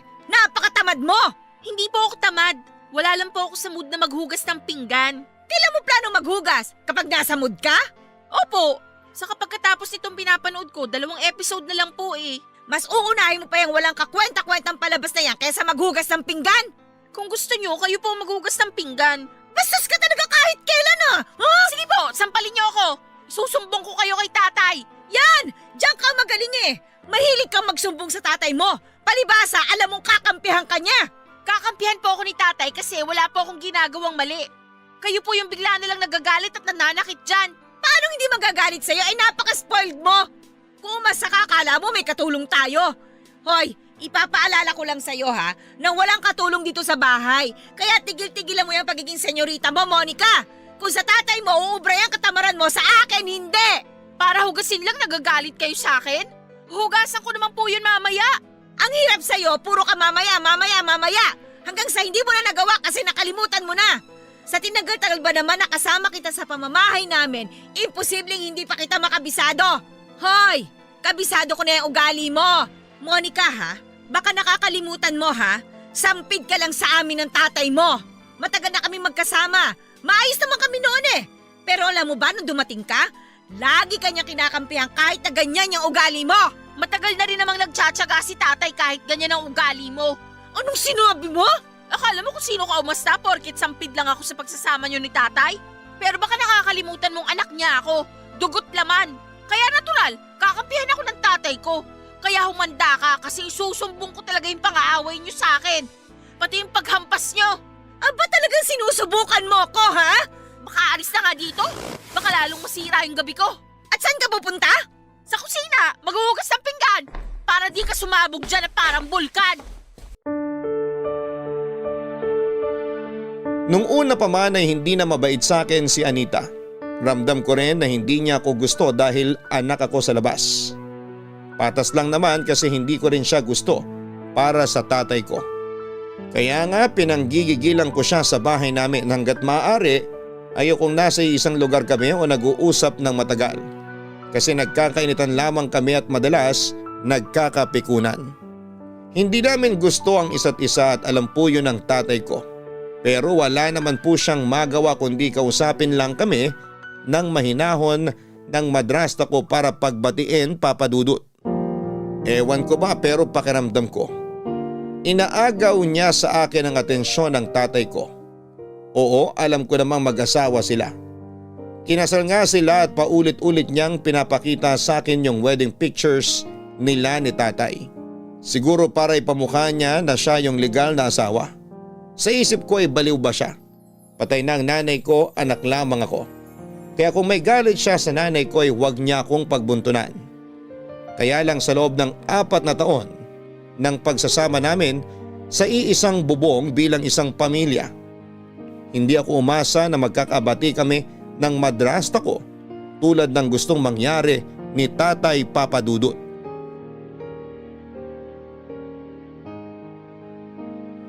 Maganda po ang madrasta ko Papa Dudut.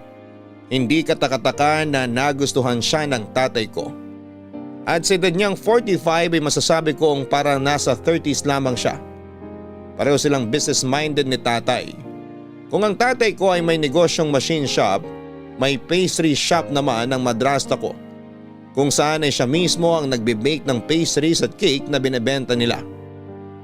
Wala po silang anak ni tatay kasi baog siya. Kwento sa akin ng tatay ko ay gustong gusto raw nilang magkaanak, kaya laking dagok sa kanila yung hindi pagbubuntis ni Anita. Naisip ni tatay na mag-ampon pero ayaw ng madrasta ko. Kaya nga thankful si tatay nang dumating ako sa buhay niya.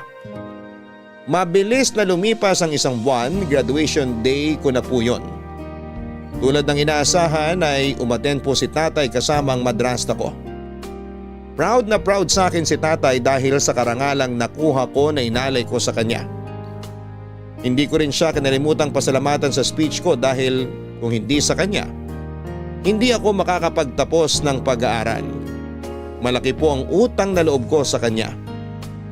Lalo na at minahal niya ako at inalagaan ng husto simula nang nawala ang nanay ko. Nangako po sa akin si tatay na hindi siya magsasawang alagaan ako kahit na may sarili na akong trabaho o magkaroon ako ng sarili kong pamilya sa hinaharap. Tinupad po yun ni tatay kaya masayang masaya ako. Pakiramdam ko po talaga ay binibaby niya ako ng gusto. Mabilis akong nakahanap ng trabaho at sa totoo lang ay ako ang hinanap ng trabaho ko.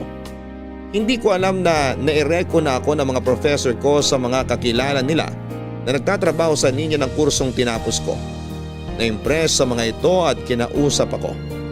Nakakatuwa kasi nailagay ako sa posisyon na ako ang namili kung saan ako magtatrabaho. Nagustuhan ko ang starting ko na sweldo at nakasundo lahat ng mga katrabaho. Hindi ako nagkamali sa napusuan kong trabaho, Papa Dudut. Isang araw ay niyaya po ako ng office mate ko na umattend sa kasal niya. Pero sa circle of friends namin sa opisina, ako lang yung walang boyfriend kaya naman may naisip po akong paraan, Papa Dudut. Tay, sige na. Samahan niyo na akong umattend sa kasal ng kaibigan ko. Please, please.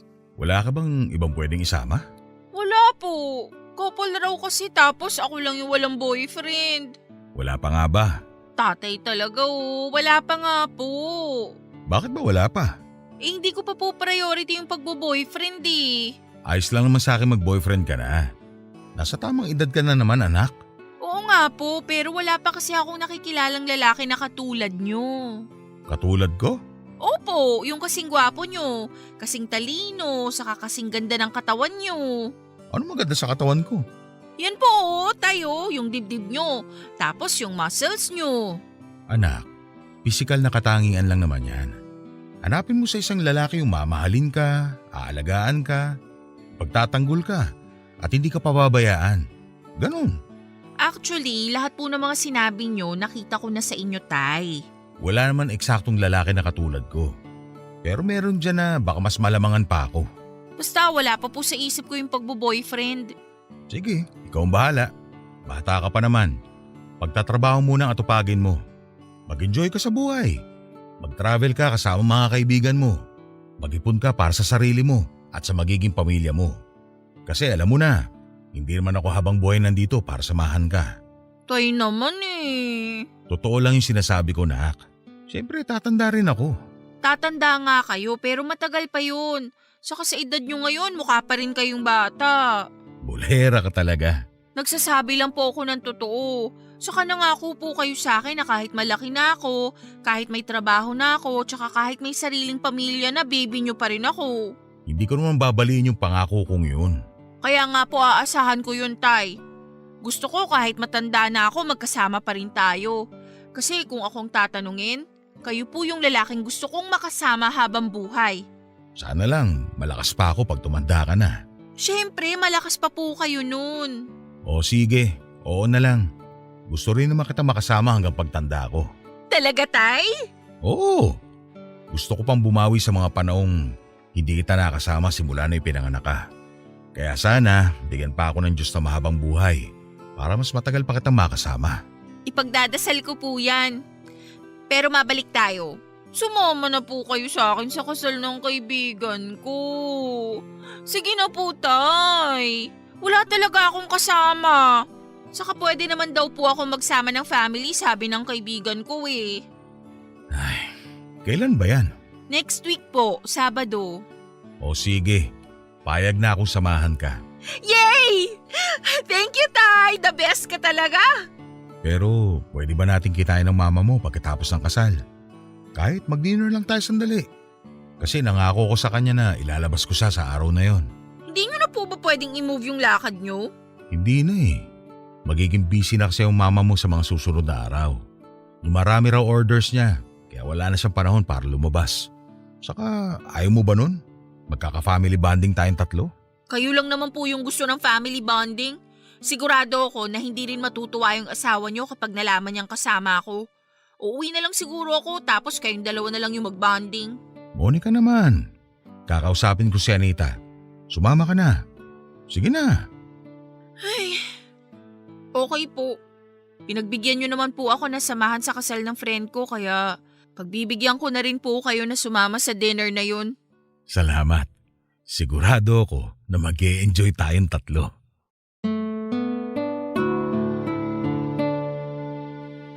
Hindi po ako masaya na pinag-usapan namin ng madrasta ko ng araw na yon. Pero masaya po ako kasi pumayag si tatay na samahan ako sa kasal ng katrabaho ko. Siguro'y ganun talaga ako kalakas sa kanya. Tipong kahit busy siya ay hindi niya ako kayang hindian. Noong hapunan, binalita niya sa madrasta ko yung pupuntahan naming kasal at agad po na umasim ang mukha ni Anita. Halatang hindi siya natuwa pero wala na siyang magagawa dahil masosolo ko si tatay sa araw na yon. Hindi nagtagal ay dumating na nga po ang araw ng kasal ng katrabaho ko. Sobrang gwapo po ni tatay sa suot niyang navy blue na tuxedo. Terno sa dress ko. Marami rin sa mga kakilala ko sa kasal na yon ang napa-second look sa tatay ko kasi napaka-artistahin ng itsura niya. Hindi ko po mapigilang maging proud sa magandang jeans namin, Papa Dudut. Habang nangyayari yung seremonya, may pagkakataon po na ini-imagine ko na ako yung bride at si tatay naman yung groom. Tapos ay hindi ko po napigilang ngumisi at kiligin sa imahinasyong yon. Hindi ko po alam kung bakit bigla ko na lamang naisip yon, Papa Dudut. Hindi po ako nandiri, sa halip ay nilingon ko si tatay sa pwesto niya at nung naramdaman niyang nakatitig ako sa kanya ay ngumiti siya ng pagkatamis-tamis. Agad kong iniwas ang paningin ko sa kanya kasi baka mahalata niyang namumula ang pisngi ko. Natapos po ang araw na yon na sobrang saya ko kasi kasama ko ang tatay ko. Nagpatuloy po ang pagiging malapit namin sa isa't isa ni tatay hanggang sa ako na rin yung hinihingan niya ng suggestion sa mga personal na bagay tungkol sa kanyang sarili, Papa Dudut. Nak, busy ka ba? Hindi naman po, tay. Bakit po? Magpapatulong sana ako sa'yo na pumili ng kulay ng dry fit shirt na bagay sa akin. Wow, sige po. Para saan niyo po gagamitin? Gusto ko na kasi mag-exercise katulad mo. Pakiramdam ko, buwibigat na ako eh. Hindi naman po kayo mukhang mataba. Hindi nga, pero mabilis na akong hingalin. Naglalakad pa nga lang, para na ako hinahapo. Kaya naisip ko, baka kulang lang ako sa exercise. Gusto ko sumama sa pagja-jogging mo tuwing umaga. Talaga po? Sige, masaya yan, tay. Tingin nga po ng kulay. Ito, plano kong bumili sa online store na yan kasi maganda mga review tungkol sa quality ng items nila. Ano sa palagay mong kulay ang bagay sa akin? Maganda po tong navy blue, pero parang bagay din sa inyo tong maroon at dark green. Saka tong itim at puti. Talaga? Dami naman palang bagay sa akin. Maganda kasi kayo magdala ng damit, kaya marami po talagang kulay na bagay sa inyo. Ikaw din naman. Maganda ka rin magdala ng damit. Natutuwa ako pag nakikita ko yung mga suot mo pagpapasok ko sa opisina. Talaga po? Natutuwa kayo? Oo, kasi kitang-kita yung ganda ng katawan mo. Ikaw, tay, palihim niyo pala akong tinitignan. Hindi ko kasi mapigilan. Ako rin naman po. Lagi ko rin pong tinititigan yung mga outfit nyo. Hindi ko po mapigilang humanga. Para kayong model, tay. Mas maganda pa nga kayong magdala ng damit kaysa sa ibang model na nakita ko online. Kaya sigurado, kahit na anong kulay, bagay sa inyo. O sige, bibiling ko na yung mga kulay ng dry fit na sinabi mo. Excited na po ako makasama kayong mag-jogging. Ako rin. Siyempre, alam mo na, nagkakaedad na tayo. Kaya kailangang alagaan na yung katawan. Buti nga ikaw habang bata pa, inaalagaan mo na yung katawan mo. Siyempre po, kasi baka kapag tumaba ako, hindi na ako maganda sa paningin nyo. Anong hindi maganda? Anak kita, kahit tumaba ka, ikaw pa rin yung pinakamaganda. Talaga po? Mas maganda pa ako kaysa sa asawa nyo?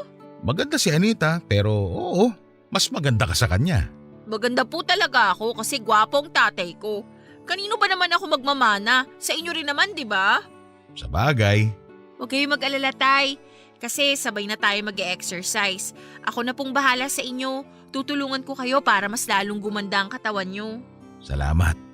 Hindi ko kasi maisama sa pag-e-exercise yung mama mo. Wala raw siyang hilig doon kasi nakakapagod daw. Meron bang exercise na hindi nakakapagod? Hayaan mo na yung mama mo. Ayaw lang talaga niya kaya iniintindi ko na lang. kaysa pagtalunan namin ulit yung maliit na bagay na yon.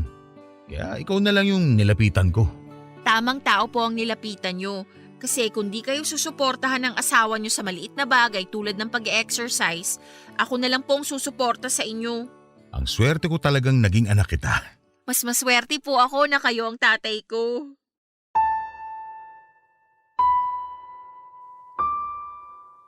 Papadudot, bukod sa araw-araw na pagja-jogging sa umaga ay niyayaya ko rin pong mag-enroll sa gym ang tatay ko.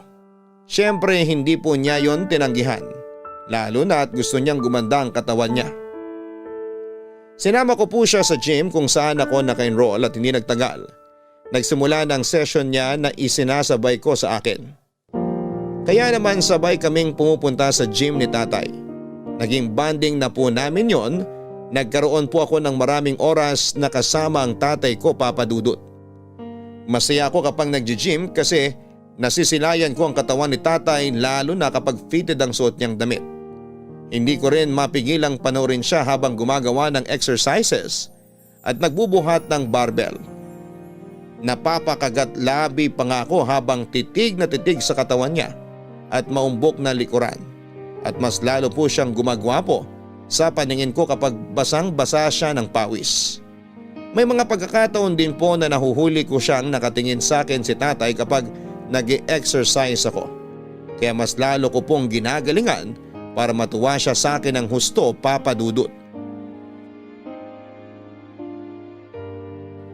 Bukod sa pagpunta sa gym ay sumali na rin kami ni tatay sa marathon at umakyat na rin kami sa mga bundok bilang form of exercise at bonding. Marami po kaming memory na binuo ni tatay kaya sobrang saya ko. Masasabi ko na naging close na kami ng husto. Marami na po kaming napag-usapan tungkol sa mga personal naming buhay. Nagsishare po ako ng mga nangyayari sa akin sa opisina at siya naman ay sa business niya. Pero yung hindi ko po makakalimutan ay yung kinuwento niya, yung relasyon nila ng madrasta ko, Papa Dudut. Hindi na raw kasi siya masyadong pinagtutuunan ng atensyon ng asawa niya. Masyado na raw pong busy sa negosyo ang madrasta ko, kaya wala na halos silang oras para sa isa't isa. Kunwari, malungkot ako habang pinakikinggan ang tatay ko kasi nakikisimpatya ako sa nararamdaman niya. Pero deep inside ay masaya po ko dahil unti-unting nagkakalamat ang relasyon nila. Ewan, pero hindi ko rin talaga maintindihan ang sarili ko ng mga panahong yon. Masaya ako kapag magkasama kami ng tatay ko. Pero kapag kasama na namin yung asawa niya, naiirita ako. Hindi ko rin mapigilang magselos kapag mas pinagtutuunan siya ng atensyon ni Tatay, Papa Dudut. Oh, kumain ka lang ng kumain ha, Tony. Niluto ko yung mga paborito mo. Damihan mo yung kain mo kasi parang nangangayayat ka na. Talaga? Ibig sabihin umi-epekto yung pag-exercise namin ni Monica. Ano bang exercise yan? Parang hindi mo naman kailangan kasi maayos naman yung katawan mo. Kailangan pa rin po ni tatay ng exercise kasi nagkakaedad na po siya. Nandun na tayo.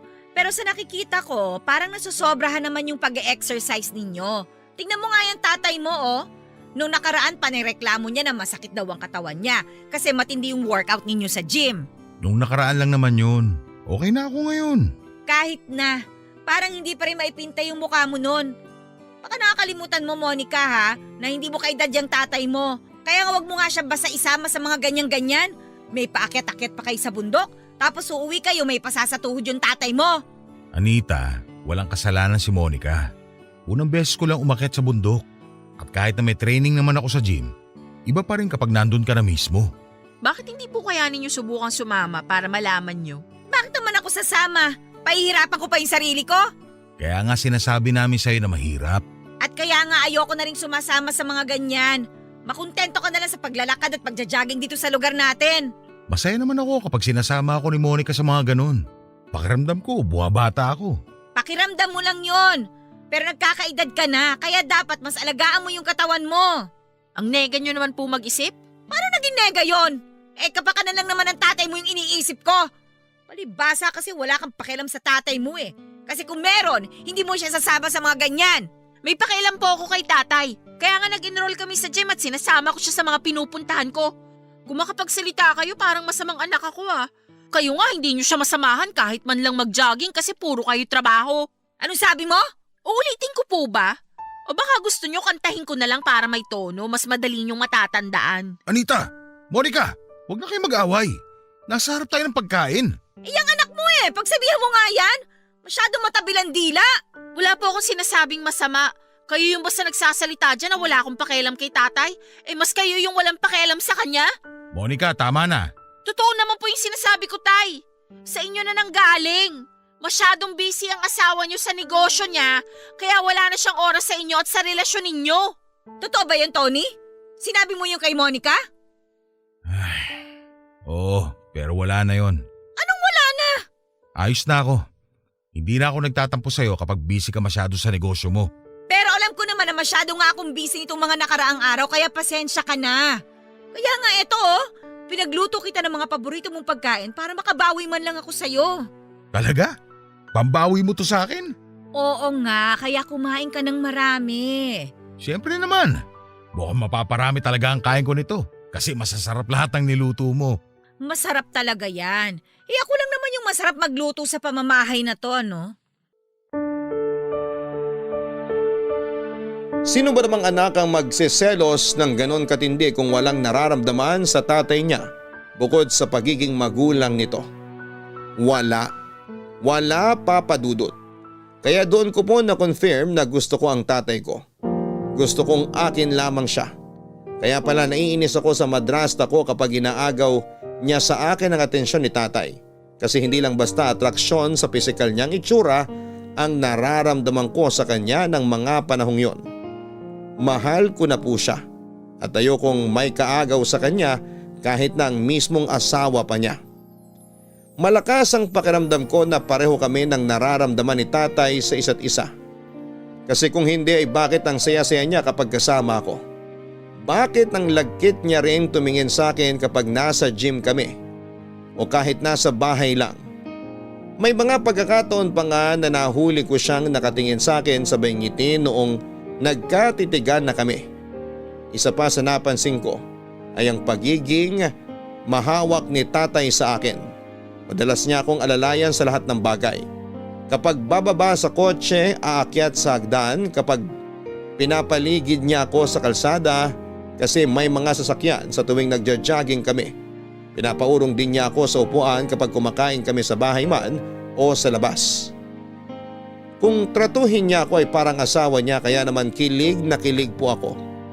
Kaya para ma-confirm yung feelings namin sa isa't isa, nag-isip ako ng isang plano, Papa Dudut. Isang gabi nagluto ako ng dinner namin. Sinarapan ko talaga ng gusto para purihin ako ni tatay. Siyempre hindi yon kinatuwa ng madrasta ko. Ayaw ko sana siyang imbitahan na kumain pero inaya siya ni tatay na saluhan kami. Buti na lamang at tumanggi siya. Wala raw siyang gana. Lumabas siya ng gabing yun at hindi ko alam kung saan nagpunta. Hindi ko na rin tinanong si tatay kung alam ba niya. Mas maganda na rin na nasa labas siya kasi hindi talaga maganda ang atmosphere sa bahay tuwing nandoon si Anita. Hinayaan na siya ni tatay kasi baka pagod lang daw at stress sa trabaho. Kunwari concerned ako pero sa totoo lang ay wala akong pakialam sa asawa niya. Si tatay po ang priority ko ng gabing yon. Matapos namin kumain ay niyaya ko siyang uminom ng wine para kahit papano ay makapag-relax naman kami habang nagkwekwentuhan. Hindi na lang namin namalayan ang oras at nakarami na rin pala kami ng inom ng gabing yon, Papa Dudut.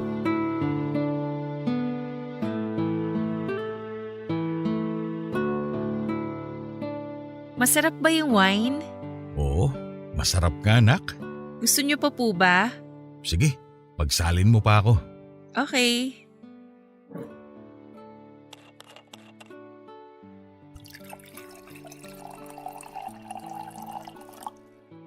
Salamat.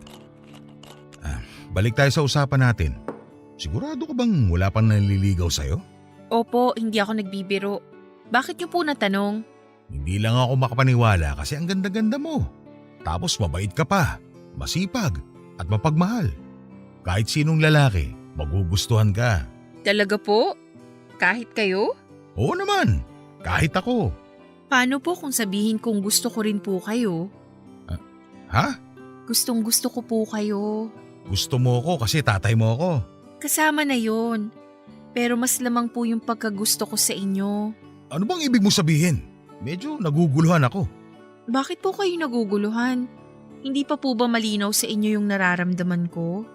Gusto ko po kayo. Hindi lang to simpleng pagkagusto. Ang totoo, mahal ko na po kayo. Monica, ano bang pinagsasabi mo? Akala ko ba gusto nyo rin ako? Bakit gulat na gulat kayo? Anong gustong pinagsasabi mo? Anak kita. Hindi ako naniniwala sa inyo kasi iba kayo makatingin sa akin. Ano ba pumasok dyan sa isip mong bata ka? Lasing ka na ba? Hindi ako lasing. Nasa katinuan ako. Gusto niyo patunayan ko yung sinabi ko? Anong ginagawa mo? Ito! Bakit mo binubuksan mga butones sa damit mo? Alam ko naman na gusto niyo to. Di ba sabi niyo, maganda ang katawan ko, kaya ipapakita ko na sa inyo. Tigilan mo na yan. Huwag mong gawin yan. Gusto ko lang naman kayong pagbigyan. Hindi ba kayo masaya? At bakit ako magiging masaya? Uy, huwag ka magubad. Ano ka ba? Isuot mo nga yung damit mo, Monica. Kilabutan ka nga sa ginagawa mo. Sinabi niyo na kahit sinong lalaki magugustuhan ako. Kahit kayo. Kaya heto, ipapaangkin ko na sa inyo ang katawan ko. Kayo ang makakauna sa akin pag nagkataon. Ano bang kagaguhan to, Monica? Nagda-drugs ka ba? Anak kita. Tatay mo ko. Hindi dumampi sa isip ko yung mga pinagsasabi mo. Paano mo naisip yung mga yan? Pero akala ko kasi may gusto rin kayo sa akin. Akala ko pareho tayo ng nararamdaman sa isa't isa, Tay. Kasi iba kayo makatingin. Lagi nyo rin sinasabi na maganda ako, na sexy ako. Baka naguguluhan lang kayo sa nararamdaman nyo. Madali lang nating malalaman ang sagot dyan. Sigurado ako na pag naangkin nyo na ako, hindi na kayo magdadalawang isip. Hindi ako nagdadalawang isip. Walang kailangang isipin at walang kailangang malaman. Hindi kita gusto. Wala akong gusto sa'yo. Mahal kita bilang anak. At hanggang doon lang yun, Monica. Saka, hindi ka ba nandidiri? Tatay mo ako tapos sasabihin mo sa akin yung mga bagay na yan? Wala akong pakialam kahit tatay ko pa kayo. Kasi para sa akin, kayo ang pinaka-perpektong lalaki na nakilala ko. Hindi ba kayo nagtataka kung bakit hanggang ngayon wala pa rin akong boyfriend? Kasi hindi sila ikaw. Ikaw lang yung gusto ko. Tumigil ka! Baka nalilito lang kayo. Hayaan yung iparamdam ko sa inyong pagmamahal ko, Tay. Ano ba? Huwag mo akong halikan! Huwag mo subukan lumapit ulit sa akin, Monica! Sinasabi ko sa'yo, bakit ka ba nagkakaganyan? Ano ba nangyayari? Ang nangyari, mahal kita. Mahal na mahal. Hindi ko alam kung bakit mo naisip at kung paano mo naramdaman yan.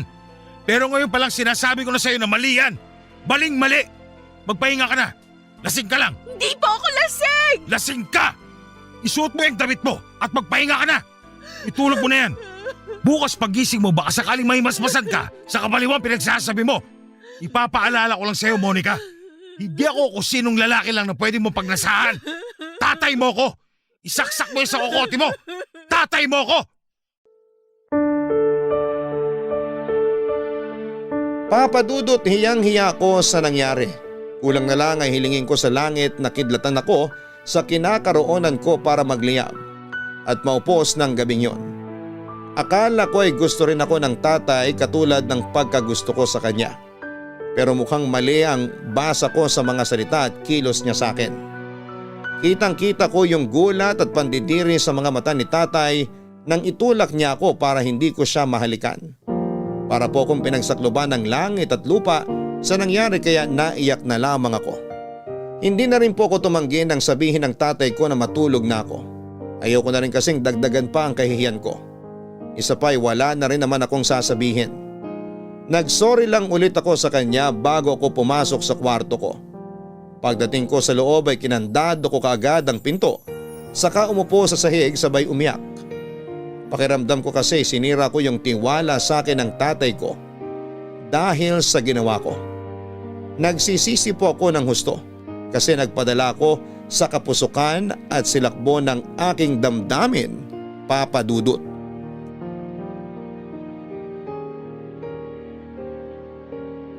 Papa Dudut, nagsorry lang po ulit ako kay tatay kinabukasan at muling sinisi ang wine na ininom namin. Sinabi ng tatay ko na kalimutan na lang namin ang nangyari. Sinangayunan ko na lamang siya pero naging awkward na yung pakikitungo namin sa isa't isa ng mga sumunod na araw. Hindi na rin kami sabay pumunta sa gym kasi naging busy na rin ako sa opisina. Madalas akong nag-overtime. Sinadya ko yon para hindi ko muna makita si tatay. Umiwas po ako sa kanya kasi may kasalanan ako. Doon ko na rin sinimulang questionin ang sarili ko kung bakit ako nagkagusto sa sarili kong ama. Magkadugo kami at bawal sa mata ng Diyos at labag sa batas ng tao ang nararamdaman kong yon. Kaya ang ginawa ko ay naghanap ako ng ibang lalaki na pagbabalingan ng atensyon. Pero nahirapan po ako kasi may katangian pa rin si tatay na hinahanap ko sa isang lalaki. Gusto ko rin yung kahawig niya pero wala talagang pumantay sa kagwapuhan ng tatay ko. Sa huli hindi ko rin nakalimutan ang pagkagusto ko kay tatay. Mas lalo pa nga yung tumindi kasi nami-miss ko yung mga bonding namin, lalo na kapag sabay kaming pumupunta sa gym at nagja-jogging. Kaya nga nung unti-unti nang nawala yung pagkailang, pinilit kong ibalik yung closeness namin sa isa't isa.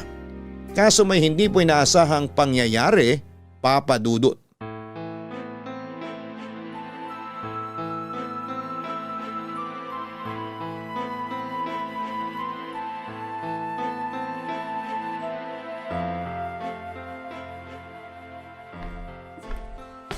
Monica! Monica, nasan kang malandi ka? Bakit po ba kayo sumisigaw? Dito ka lang palang malandi ka! Bakit ba bigla kayong nananabunot? Bitawan niyo ako, sabi eh! Kulang pa yung ginawa ko sa'yo kung tutuusin. Sa totoo lang, gusto kong bunutin lahat yung buhok mo sa anet. Wala naman akong ginagawa sa inyo Sa akin wala, pero sa tatay mo meron! Malandi ka! Anita! Bitiwan mo nga si Monica! Diba? At bakit hindi ko sasaktan yung hayop na yan, ha? Dapat sa kanya tinuturuan ng leksyon para alam niya kung saan siya lulugar. Tumahimik ka na! Hindi ko sinabi sa'yo yung nangyari para saktan mo ang anak ko! Anong gusto mo? Matuwa ako? Purihin ko yung anak mo kasi sinubukan niyang magpagalaw sa'yo? Wala naman nangyari sa amin kasi hindi ko yun hinayaan. Hindi mo kailangan mag-react ng ganyan. Huwag mo sabihin sa akin ang dapat kong gawin, Tony! Ano, Monica? Ha? Hindi ka na nakaimik dyan? Napipi ka na ba? Ha? Magsalita ka! Gusto mong marinig yung totoo? Sige, sasabihin ko! Oo! Gusto ko ang tatay ko! Mahal ko siya! Anita, tama na yan! Wala mo talaga! Iwan mo si Monica! Kaya wala kang karapatan Sinabing tumigil na kayo! May karapatan Anita, ako kasi bitiwan asawa mo si ko yung Monica! inaahas mo! Nasasaktan mo na yan Tsaka ako! hindi ka ba nandidiri sa mga sinabi mo? Sarili mong tatay! Magugustuhan mo! At wala Monica, pwede ba tumigil ka na sa mga pinagsasabi mo? O yan! Dapat dyan sa anak mo, binabalatan ng buhay! Napaka-immoral! Kaya naman pala masyado kang close sa tatay mo no? Tapos naiirita ka kapag magkasama kaming dalawa. Yun naman pala, nagseselos ka kasi gusto mo siya.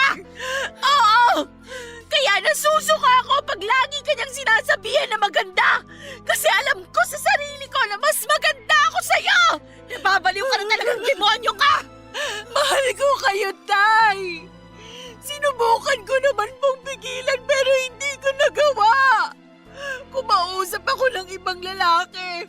Nakipag-date pa nga ako pero wala pa rin.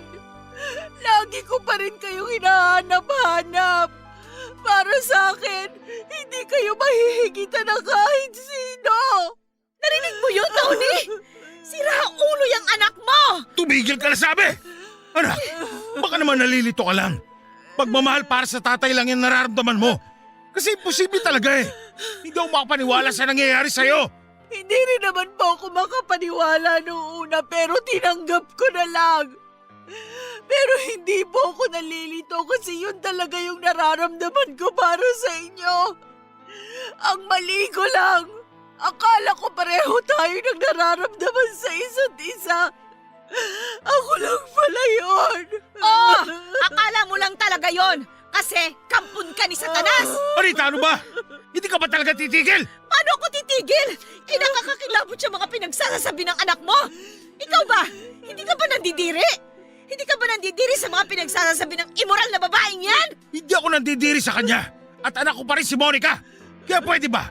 Huwag mo na siyang pagsalita na masasakit. Masyado mo kasing inispoil tong balasuba sa babaeng to eh. Kaya kung ano-ano yung pumapasok sa kukote niya. Kung ano-ano ang mga iniisip niya. Kasalanan mo yan, Tony. Magsama kayo ng anak mong baliw. Galawin mo yung anak mo kung gusto mo! Nakakadiri kayo!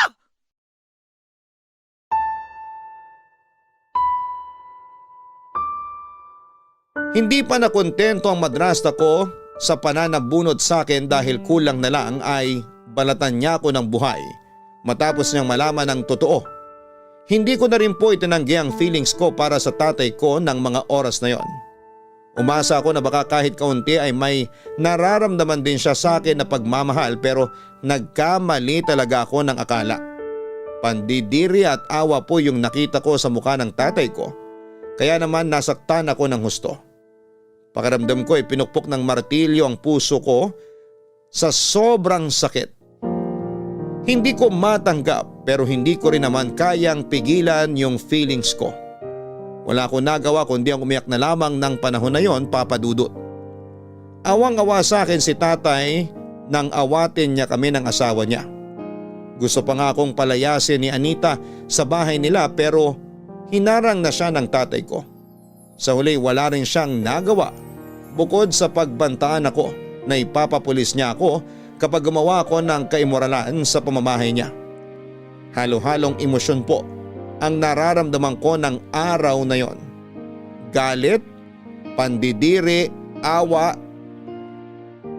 Galit kasi akala ko kaya ko nang higitan yung pagmamahal ng madrasta ko sa tatay ko.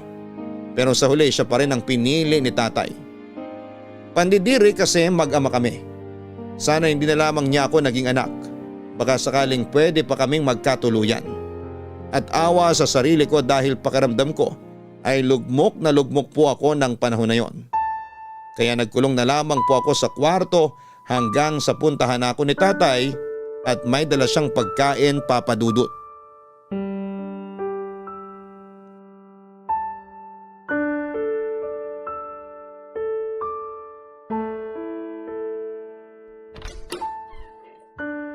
Maghapon kang di lumabas sa kwarto mo. Nag-alala na ako. Kaya dinala na kita ng pagkain. Eto, nalapag ko na rito. Kumain ka na, anak. Wala po akong gana. Ay, ayoko lang na magkasakit ka. Hindi naman po ako magkakasakit. Saka kakain na lang po ako pag may gana na ako. Okay, sige. Aasahan ko yan, ha? Nagtatampo ka pa rin ba sa akin? Hindi po. Saka bakit naman po ako magtatampo? Kasi nasaktan kita sa mga sinabi ko sa'yo kanina. Tapos, nasaktan ka rin ng mama mo. Naisip ko deserve ko naman po lahat ng yon. Kasi tama naman po yung asawa nyo. Nakakadiri ako. Hindi po normal yung magkagusto ko sa inyo kasi tatay ko po kayo. Pero hindi ko pa rin po napigilan yung nararamdaman ko. Tapos, nung sinabi nyo sa akin na anak lang ang tingin nyo sa akin, nasaktan po talaga ako ng husto. Ewan ko ba? Ay, pasensya ka na kung kailangan nating humantong sa ganito. Siguro tama nga yung mama mo. Kasalanan ko rin to.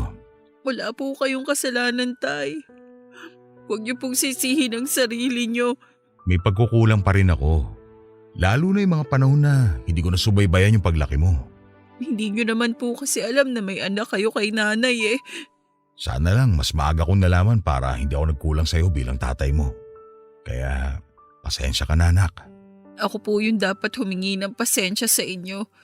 Kasi sinira ko yung tiwala niyo sa akin. Hindi mo sinira yung tiwala ko. May tiwala pa rin ako sa'yo. At anak pa rin ang turing ko sa'yo. Kaya nga gusto kong malaman mo na nandito lang ako. Kung ano man yung pinagdadaanan mo, handa akong tulungan ka at suportahan. Talaga po? Gagawin niyo yun? Oo naman, bakit hindi? Kasi akala ko magagalit kayo sa akin katulad ng asawa niyo. Akala ko palalayasin niyo rin ako sa bahay niyo. Hindi kita palalayasin. Hindi ko gagawin sa iyo yun kasi mahal kita. At wala akong ibang gusto kundi mapabuti ka. Pero tay, natatakot po ako. Hindi ko po alam kung anong meron sa akin. Kung bakit ako nagkakaganito. Kung pwede ko lang pigilan yung damdamin ko na wag nang makaramdam ng kakaiba sa inyo. Matagal ko nang ginawa, pero hindi po yun ganun kadali. Alam ko, kaya magpapagamot tayo. Hindi natin ito maaayos ng tayo lang. Kaya hihingi tayo ng tulong sa mga eksperto para mas maintindihan natin yung pinagdadaanan mo. Ayoko po. Baka kung anong isipin nila sa akin. Huwag kang matakot. Hindi ka nila huhusgahan. Tutulungan ka nila para gumaling ka. Saka nasa tabi mo lang ako. Hindi kita pababayaan. Mahal ka ni tatay. Salamat po sa pagmamahal niyo. Pero pwede ko po bang pag-isipan muna? Oo naman. Hindi kita pipilitin. Basta sabihin mo lang sa akin pag handa ka na. Opo. Salamat po ulit. Walang anuman. Oh, hindi ka pa ba talaga gutom? Kasi baka lumamig yung mga pagkaing dala ko. Medyo gutom na nga po nung nakita at naamoy ko yung pagkain na dala niyo. Sige, kumain ka na. Opo, Tay. O paano? Maiwan na kita anak. Ubusin mo yan ha. Huwag ka magtitira. Opo. Salamat po.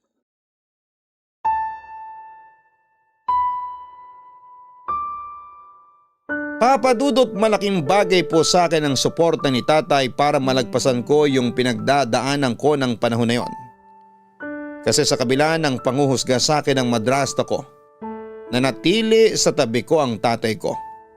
Nung dumating po yung panahon na handa na akong humingi ng tulong sa mga espesyalista, si tatay yung kasama ko sa mga counseling. Papa Dudut, doon namin naintindihan na may tawag pala sa kondisyon ko. Yun po yung Electra Complex, kung saan ay nagkakaroon ng atraksyon ng anak na babae sa tatay niya.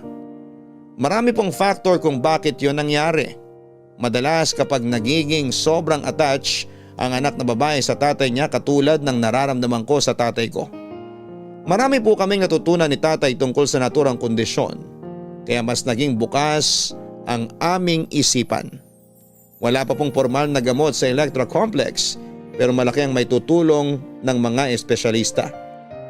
Sa kasalukuyan ay hindi na po ako nakatira sa bahay nila tatay. May nirerentahan na po akong condo unit malapit sa pinagtatrabahuhan ko. Bumukod na ako bago pumutok ang COVID-19 noong March 2020. Ang ganda rin ang naidulot ng pandemic kasi mas napigilan noon na magkita kami ng personal ng tatay ko.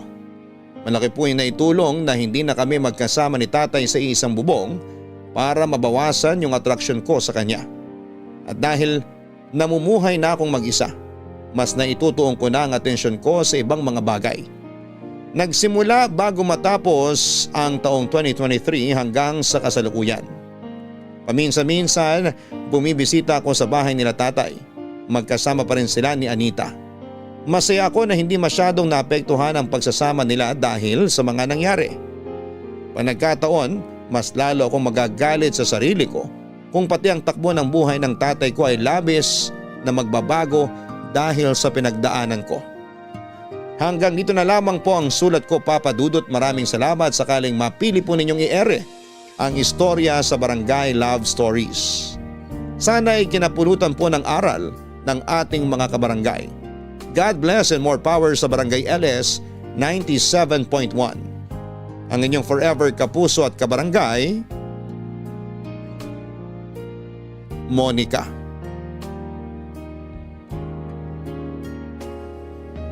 Mga kabarangay, dumarating tayo sa punto na nahihirapan tayong labanan ng silakbo ng damdamin. Nagiging alipin tayo nito, kaya yung inaakala nating tama ay mali na pala. Bilang mga nakakatanda ay dapat tayong maging responsable sa mga aksyon at desisyon natin sa buhay. Malaki kasi ang epekto nito sa mga anak natin o sa mga nakababatang mahal natin sa buhay. Tulungan nating mapabuti ang ating mga sarili at huwag tayong magpatalo sa tukso para hindi tayo makagawa ng masama. Hanggang sa muli mga kapuso, ako po ang inyong si Papa Dudut sa mga kwento ng pag-ibig, buhay at pag-asa sa Barangay Love Stories number 1. Sabay-sabay nating pakinggan ang iyong kwento ng pag-ibig, buhay at pag-asa. Ipadala lang sa barangaylovestories@yahoo.com.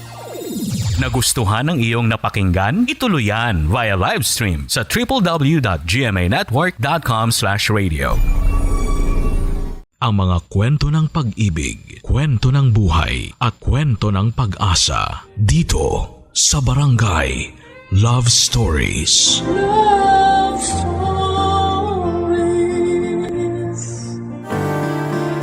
Maraming hindi may paliwanag na mga nilalang sa paligid natin. Mga nilalang na hindi nakikita pero alam natin na nandyan lamang sila. Ikaw kabarangay, anong klaseng nilalang ang pinaniniwalaan mong nasa paligid mo lang? Dear Papa Dudut, ako nga pala si Sasha, 30 years old. Nais ko lamang pong ibahagi sa inyo ang isang pangyayari sa buhay ko na nagbukas ng mga kasagutan sa mga sugat ko. Neto lang taon ay nagpasya na kaming mag-live-in ng karelasyon kong si AJ. Mas matanda siya ng 5 taon sa akin, Papa Dudut. Natapos na kasi ang kontrata ko sa inuupahan kong kondo at hindi pa ako kaagad nakahanap ng malilipatan. Kaya naman inoffer ni AJ ang apartment niya, Papa Dudut. Maganda na rin na tumira ako kasama niya dahil matagal na rin namang kaming magkarelasyon. Halos 4 na taon na rin ang relasyon namin, Papa Dudut. Naisip naming makakatulong ang pagsasama namin sa isang bubong para makilala pa namin ang isa't isa. May plano na rin kasi kaming magpakasal pero wala pang eksaktong taon o araw. Basta alam namin na sigurado na kami sa isa't isa. Kaya wala nang dahilan para hindi kami magsama sa iisang bahay. Bukod doon ay makakatipid pa kami, lalo't hati naman kami sa mga gastusin, Papa Dudut. Praktikal talaga ang pagli-live-in sa panahon ngayon. Mabilis lang akong nakalipat sa apartment ni AJ at maluwag naman ang apartment niya. Kaya hindi kami nahirapan sa paglalagay ng ibang gamit ko. Marami na rin akong nabenta sa mga gamit ko at naging pandagdag ko yon sa ambag ko sa mga bagong gamit na pinagpaplanuhan naming bilhin. Naging masaya ang paglipat ko kay AJ, Papa Dudut. Hindi na namin kailangang planuhin kung saan bahay kami mag-overnight tuwing weekend dahil uuwi na kami sa piling ng isa't isa kasi magkasama na kami sa bahay. Marami kaming inaabangang memories sa pagsasama namin sa isang bahay, Papa Dudut. Hindi na kami makapaghintay na makapagsimula na maging magkasama na.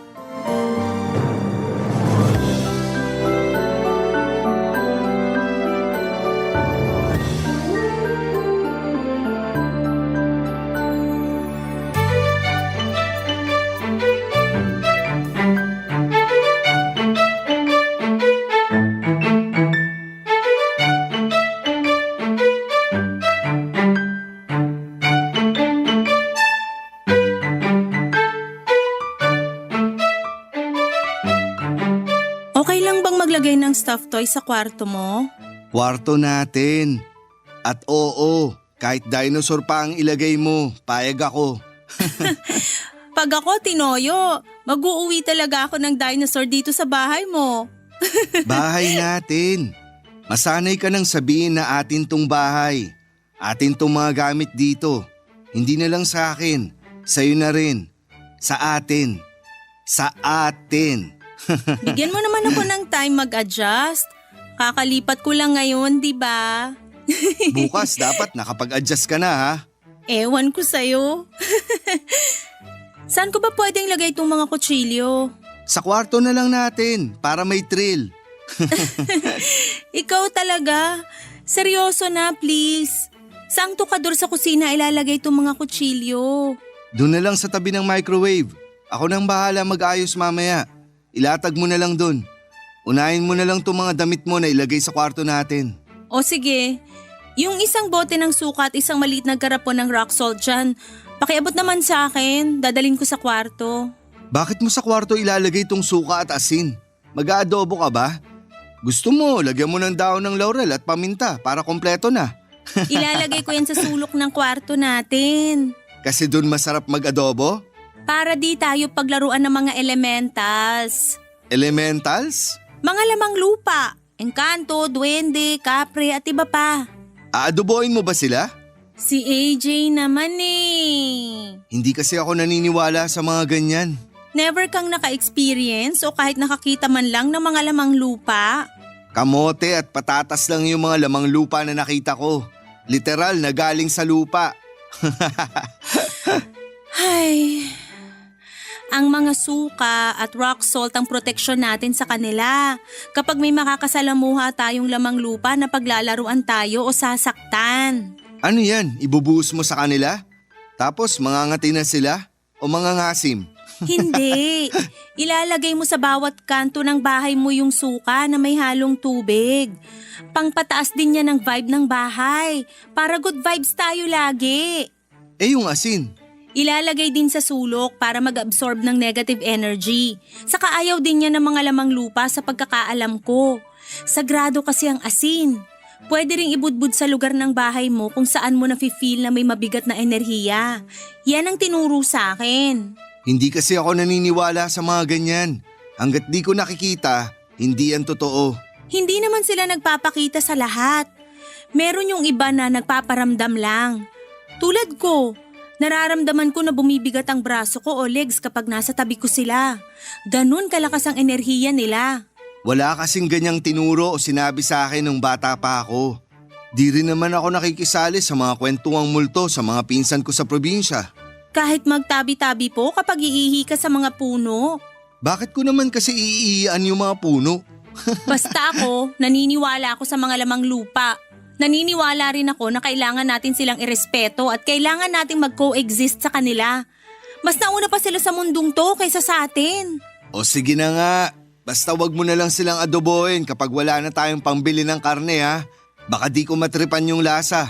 Sige, magbiro ka pa ng ganyan. Pag ikaw talaga nanuno. Hindi ako manununo kasi hindi naman ako umiihi kung saan-saan no. Ang daming gasoline station sa paligid. Ewan ko ba kung bakit sa mga puno pa umiihi yung iba? Maganda yan. Di ka lang aware pero mukha namang nagpapakita ka na rin ng respeto sa mga ibang nilalang dahil hindi mo iniihian yung mga tahanan nila. Hindi ako umiihi sa mga puno o kung saan man yung tahanan ng mga lamang lupa kasi ayoko masilipan. Tao ako at sa banyo ako dediretso para umihi. Oo na. Basta wag mo na lang akong pipigilan sa mga pinaniniwalaan ko. Naninibago lang ako. Never kasi nating pinag-usapan yung mga ganitong paniniwala mo noon. Pero huwag kang mag-alala, hindi naman kita huhusgahan. Basta hindi naman makakasama sa iba yung pinaniniwalaan mo. Ayos na sa akin. Sa tagal nga naming magkarelasyon ni AJ ay hindi ko nga naman ay kwento sa kanya ang mga paniniwala ko pagdating sa mga paranormal o mga supernatural. Tanging pamilya ko lamang noon ang nakakaalam sa mga paniniwala kong ganito. Sa pamilya ko kasi nagsimula ang mga nalaman ko tungkol sa mga lamang lupa. Bata pa lamang ako ay lumaki na ako sa pamilyang nakakausap ang mga anghel, ibang gods at goddesses. At meron din akong tiyuhin na nakakausap si Mama Mary. Marami ang mga espiritual na manggagamot sa pamilya namin. Nakita ko kung ilang beses gumaling ang mga lumalapit sa mga kamag-anak kong may healing powers. Hindi kagaya nila ay hindi ko sinunod ang path ng panggagamot o pakikipag-usap sa mga nabanggit ko. Pero kaya ko silang maramdaman kung nasaan man sila naroon. Pero hindi ko sila hinahayaang makipaglapit sa akin tulad ng mga kamag-anak ko. Kaya nga nalayo rin ako sa kanila at bumuo ng sarili kong buhay sa Maynila. Dito ko na nga nakilala si AJ. Nagkasundo kami at sa huli natutong magmahalan. Marami kaming pagkakaparehas maliban na lamang sa paniniwala sa mga lamang lupa at ibang elemento na wala sa mundong ito. Hindi ko nagawang makwento noon kay AJ ang tungkol sa mga pinapaniwalaan kong ganito. Hindi ko naman kasi yon nakitang importante sa relasyon namin. Kaya lang ay kusa nang inilabas ng panahon ang tungkol sa sekreto kong yon. Wala rin naman akong ibang choice kundi ang sabihin sa kanya dahil nagsasama na kami sa iisang bahay. At kung gusto kong maging matibay palalo ang relasyon naming dalawa ay kailangan kong maging honest sa naging buhay ko noon. Nagkausap pa kami ng mas malalim tungkol dito kahit naman nakinig siya sa akin ay naramdaman ko pa rin hindi siya naniniwala. Matalino si AJ, isa yon sa mga nagustuhan ko sa kanya. Dahil marami akong natutunan sa kanya. Kaya siguro hindi ko basta-bastang maidadala ang utak niya na paniwalaan ang mga pinapaniwalaan ko at mga experience ko. Lalo't paulit-ulit niyang sinasabi na hanggat hindi niya nakikita ay hindi siya pwedeng maniwala, Papa Dudut.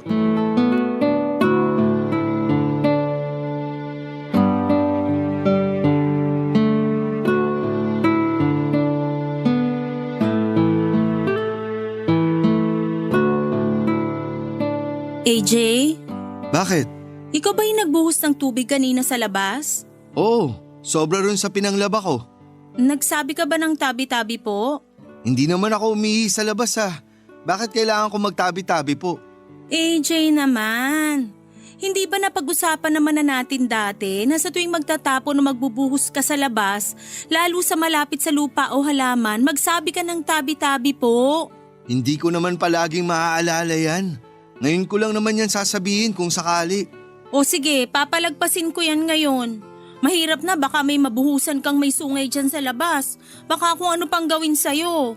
Wala namang gagawin sa akin kasi hindi naman ako naniniwala sa kanila. Mantra ko lagi, hanggat hindi ko pinaniniwalaan ng isang bagay, hindi yan mag-e-exist sa realidad ko. Kung lumaki ka lang kasi sa pamilya ko. At kung lumaki ka rin sa pamilya ko, maiintindihan mo kung bakit hindi ako naniniwala sa mga pinaniniwalaan ng pamilya mo. Kahit naman sana hindi ka naniniwala, pero irespeto na lang natin sila. Marami naman ang nagpatunay ng existence ng mga lamang lupa, di ba? Para saan pa ang gabi ng lagim ng KMJS kung hindi totoo ang mga multo o lamang lupa sa mundo? Para sa ratings ng show. Para sa mga katulad namin yon na may malawak na isipan pagdating sa mga paranormal. Ikaw naman, binibiro ka lang Wala naman kasing mawawala sa'yo kung gagawin mo yung mga sinasabi ko. Pakikisama lang naman yun sa mga hindi natin makita. Respeto bilang sila naman ang mas nauna sa mundo natin. Oo na po, sorry na. Aalalahanin ko na yung tabi-tabi po kahit makikibanyo lang ako sa gasoline station. Okay na? Saka may isa pa akong pakiusap. Huwag mong sabihin sa akin na kailangan ko pa silang ilibre ng pagkain tuwing sahod at 13th month pay ko Gusto ko laging may tubig yung timba sa banyo.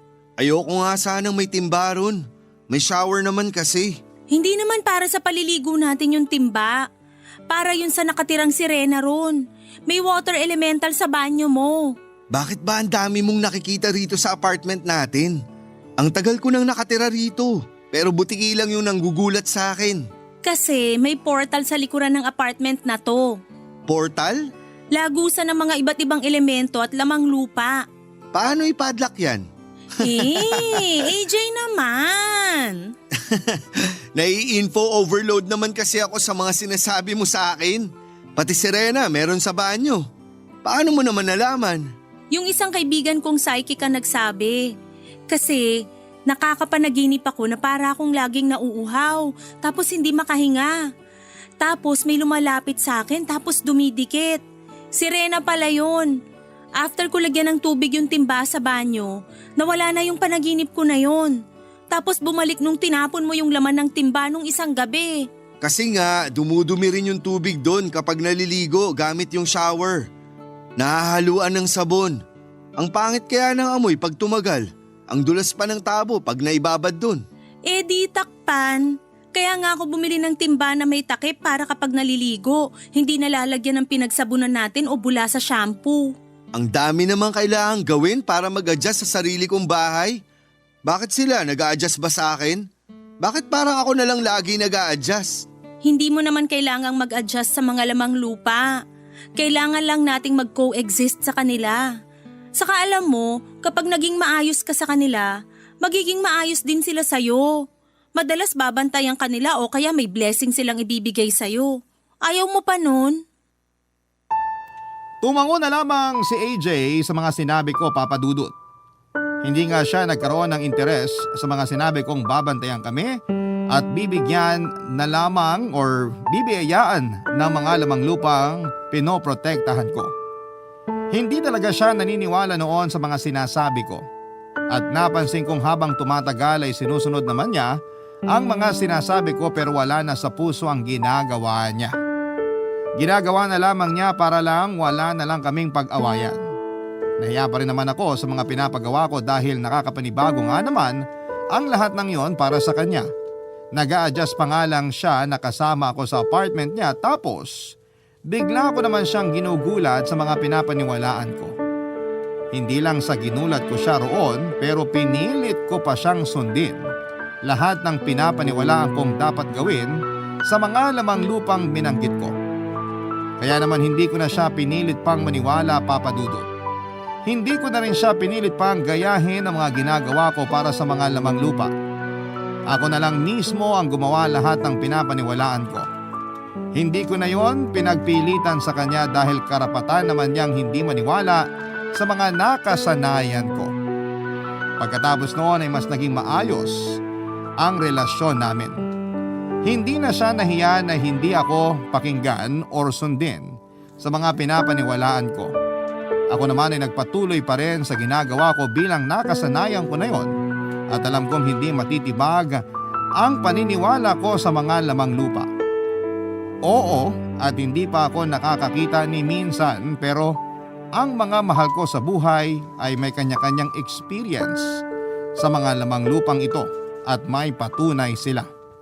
Nakita ko ang mga patunay na yon sa kanila at mas lalo akong naniwala dahil may kakabit na pagmamahal ang mga paniniwalang yon. Kapag nilapatan kasi ng pagmamahal ang isang paniniwala, ay hindi mo basta-bastang bibitawan ang paniniwala mo. Kahit wala pang makinig o maniwala sa iyo ay magpapatuloy ka sa paglalakad sa direksyon niyo at magpapatuloy kang gawin ang pinapaniwalaan mo. Lalo't wala ka namang ibang nasasagasa ang ibang tao o ibang elemento, Papa Dudut. Barangay Love Stories. Barangay Love Stories. Sa pagdaan pa ng mga araw ay nasanay na kahit papaano si AJ sa mga paniniwala ko. Minsan kapag hindi naman ganon ka-hassle sa kanya ay siya na yung nagpapalit ng mga asin na nakalagay sa bawat sulok ng bahay. Once a week kasi ako kung magpalit ng asin noon dahil nakaka-absorb na yon ng mga negativity sa bahay.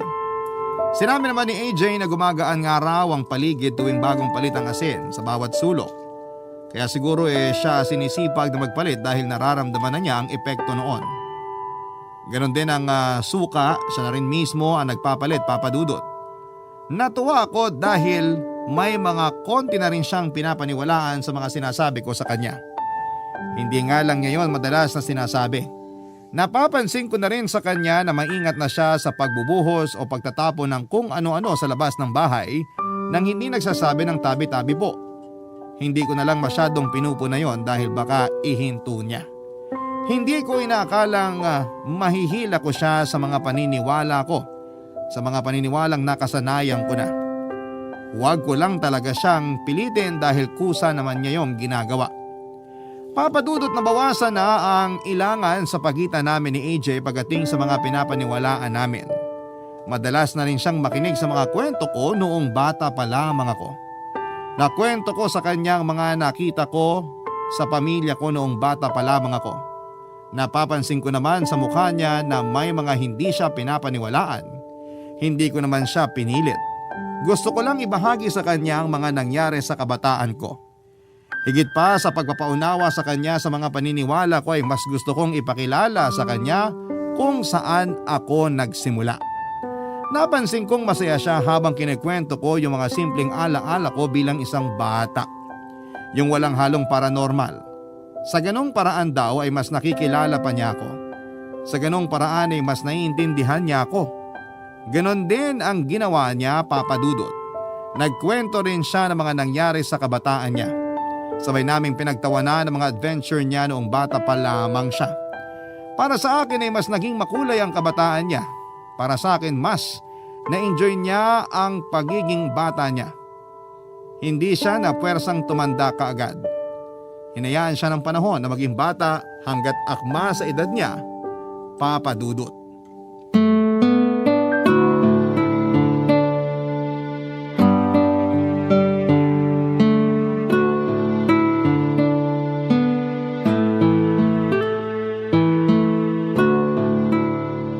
Bakit may gin dito? Ako bumili niyan. Magiinuman ba tayo mamayang gabi? Sakto, nauuaw na ako. Anong gusto mong pulutan? Longganisa o hotdog? Hindi tayo magiinuman. Para saan tong gin? Panghugas ng plato? Para sa Diyos ng mga pusa. Diyos ng mga pusa? Hindi ka na naman naniniwala eh. Hindi ka pa nasanay. At least totoo naman ako sa'yo. Ngayon ko lang nalaman na may Diyos pala ang mga pusa. Sabi ko naman sa'yo, maraming klase ng Diyos. Huwag mong sabihin yan sa ibang tao ha. Lalo na yung mga kapit na kapit sa reliyon nila. Pag kinuyog ka, damay ako. Wala naman akong balak. Paniwalaan nila kung ano man ang gusto nilang paniwalaan. Ganon din ako. Walang husgahan. Anong pangalan niya? Bale, may 7 Diyos ang mga pusa. Pero isa lang dun yung pamilyar ako. Kaya sa kanya ko lang iaalay tong gin. Yun daw kasi ang gusto niya. Ano ngang pangalan? Hindi ko pwedeng sabihin. Saka na. Okay, balikan natin bakit ka mag-aalay ng gin sa Diyos ng mga pusa. May nasagasaan na pusa kanina.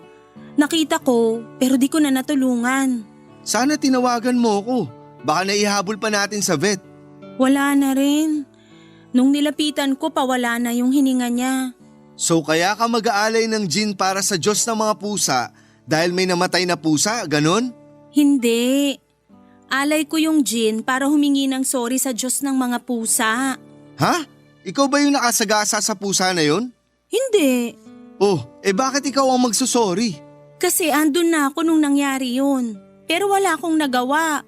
Pero hindi ikaw ang nakasagasa. Hindi ikaw ang nakapatay ng pusa.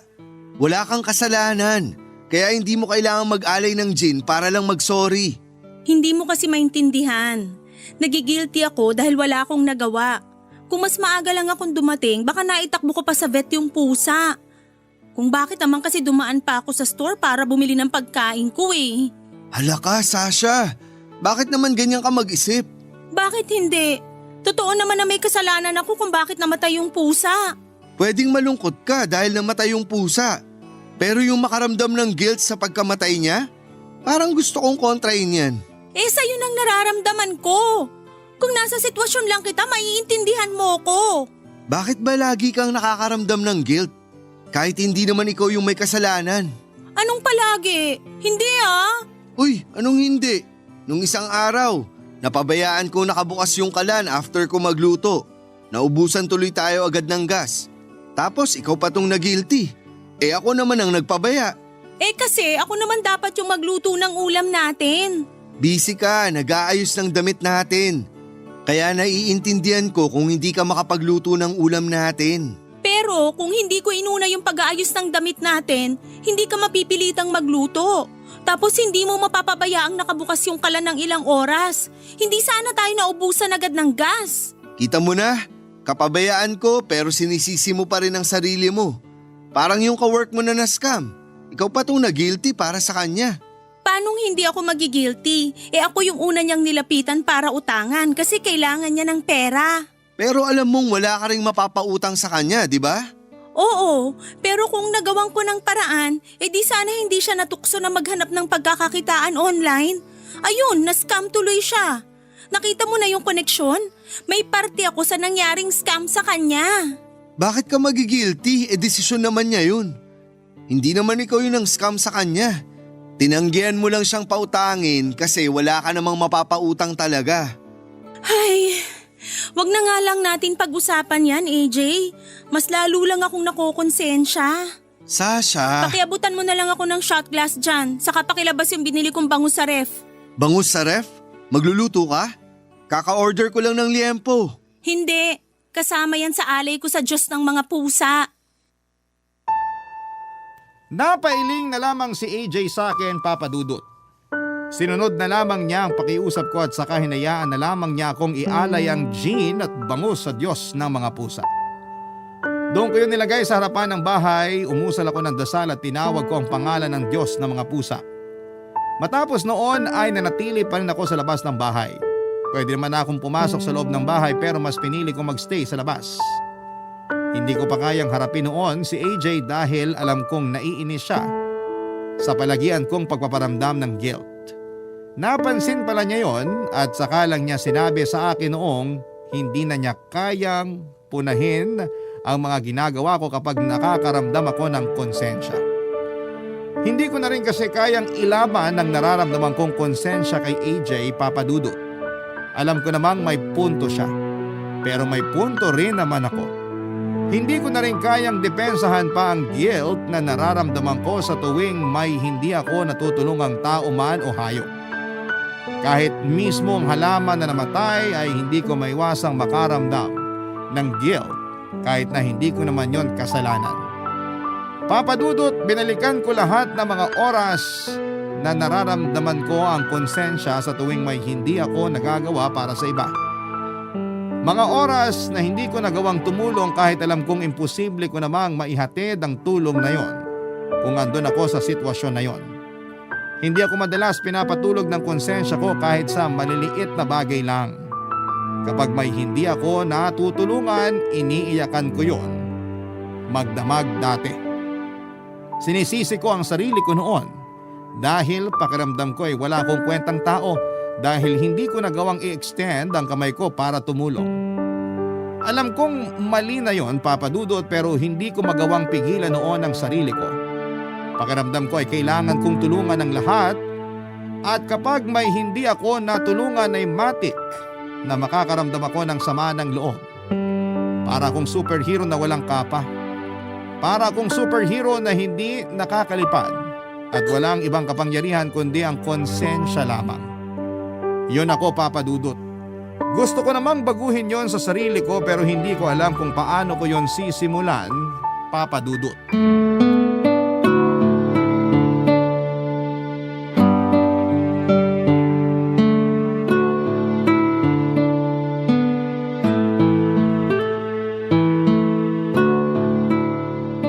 Okay ka lang? Kanina ka pa nakatulala riyan. Okay lang ako. Gusto mo bang ipagtimpla kita ng kape? Turmeric. Ay, huwag ka nang mag-abala. Ayos lang talaga. Hindi ka okay. Tumanggi ka sa turmeric eh. Yan ang palatandaan ko kapag may dinaramdam ka. Kilalang kilala mo na talaga ako ha. Ilang taon na rin tayong magkarelasyon. At saka kasama na kita sa iisang bahay. Alam ko na rin kung kailan madalas dumudumi ang pusod mo. Tuwing Biyernes ng hapon, di ba? Ikaw talaga. Magkwento ka na. Makikinig ako. Ay, kulang yung pinadala ko kay nanay. Kulang man pero nakapagpadala ka pa rin naman. Malaking bagay na yun. Nakakakonsensya. Ayan na naman po si Binibining Konsensya ng Manila. Kailangan kasi ni nanay ng pera. Lahat naman tayo. Alam mo namang sa akin lang umaasa si nanay. Hindi naman siya kayang padala ng mga kapatid ko kasi may mga sarili na rin silang pamilya. Hindi ka naman nagkulang sa nanay mo. 2 beses o minsan 3 beses ka pa sa isang buwan kung magpadala. Mas malaki pa nga pinapadala mo sa kanya kaysa sa naitatabi mo para sa sarili mo. Kasi nanay ko siya. Naiintindihan ko yun. Pero kailangan mo rin ng pera para sa sarili mo. Naghihirap kang magtrabaho tapos kahit konti di mo man lang mapakinabangan. Unfair ka naman sa sarili mo. Naaawa ko kay nanay. Wala na siyang ibang pagkakakitaan. Hindi mo naman siya pinapabayaan eh. Nasaktuhan lang ngayon na marami kang gastusin. Maiintindihan niya yun. Nagtampo nga siya kasi kailangan niya daw ng pambili ng maintenance niya at may iba pa siyang sinasabi na bibilin na hindi ko naman maintindihan kung ano. Basta alam ko gusto niya yun at kailangan niya. Kaya nakakasama ng loob na di ko siya mapagbigyan para doon. Siguro naman sa laki ng pinapadala mo sa kanya dati. May naitabi naman siya kahit papaano para magamit niya kapag may emergency. Wala rin siyang naitatabi kasi nga binibigyan din niya yung mga apo niya para pambili ng pagkain nila. Alam nga naman pabayaan niya yung mga apo niya. Pero di ba naisip ng nanay mo na mauubusan ka naman kung di siya maging masinop sa perang ibinibigay mo sa kanya? Sa maganda naman napupunta, sa maintenance niya at sa pagkain ng mga apo niya. Yung mga apo niya, bigyan na lang niya kapag may espesyal na okasyon. O kaya kapag dadalaw sa kanya. May magulang naman ang mga apo niya, di ba? Bakit kailangang iasa sa nanay mo yung pagkain nila? Pinalaki kasi kaming nagtutulungan sa pamilya. Baka pinalaki ka para kumuha ng obligasyon ng iba. Anong pinupunto mo dyan? Hindi mo ba napapansin sa mga kwento mo? Mula pagkabata, ultimo piso na napulot mo, ibibigay mo pa sa nanay mo. para pang dagdag niyang pambili ng sigarilyo niya. Kasi kapag nakapagsigarilyo si nanay, hindi na siya nagagalit sa bahay tuwing wala kaming pera. Hindi na kami matatakot magkakapatid. Hindi niyo obligasyong pakalmahin ang nanay niyo tuwing nagagalit siya, lalo kung di niyo kasalanan. Mga bata pa lang kayo nun. Malaki ang sinakripisyo ng nanay ko para sa amin. Siya na lang ang bumuhay sa amin nung iniwang kami ni tatay. Kaya nakakasama ng loob kapag wala kaming maitulong dati sa kanya pagdating sa pera. Hindi niyo nga kasalanan kung wala kayong maitulong na pera sa nanay niyo. Mga bata pa lang kayo nun. Ilang beses ko bang sasabihin to, Sasha?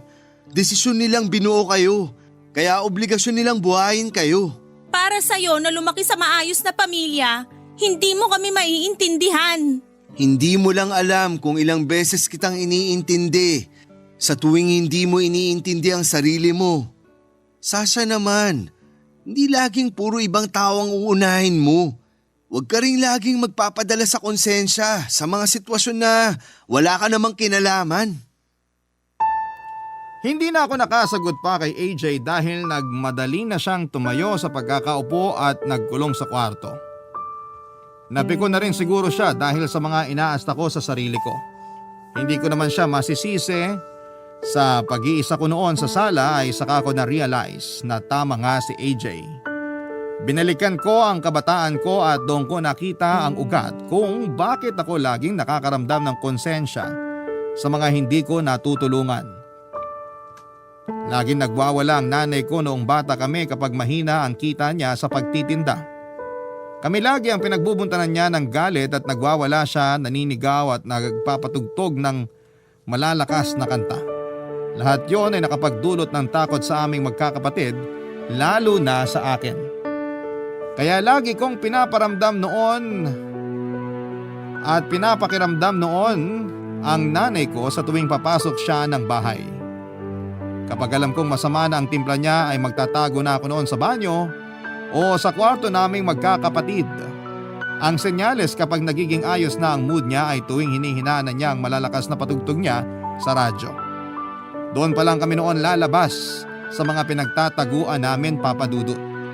Kaya naman lagi akong lumalabas ng bahay para mamulot ng pera sa palengke.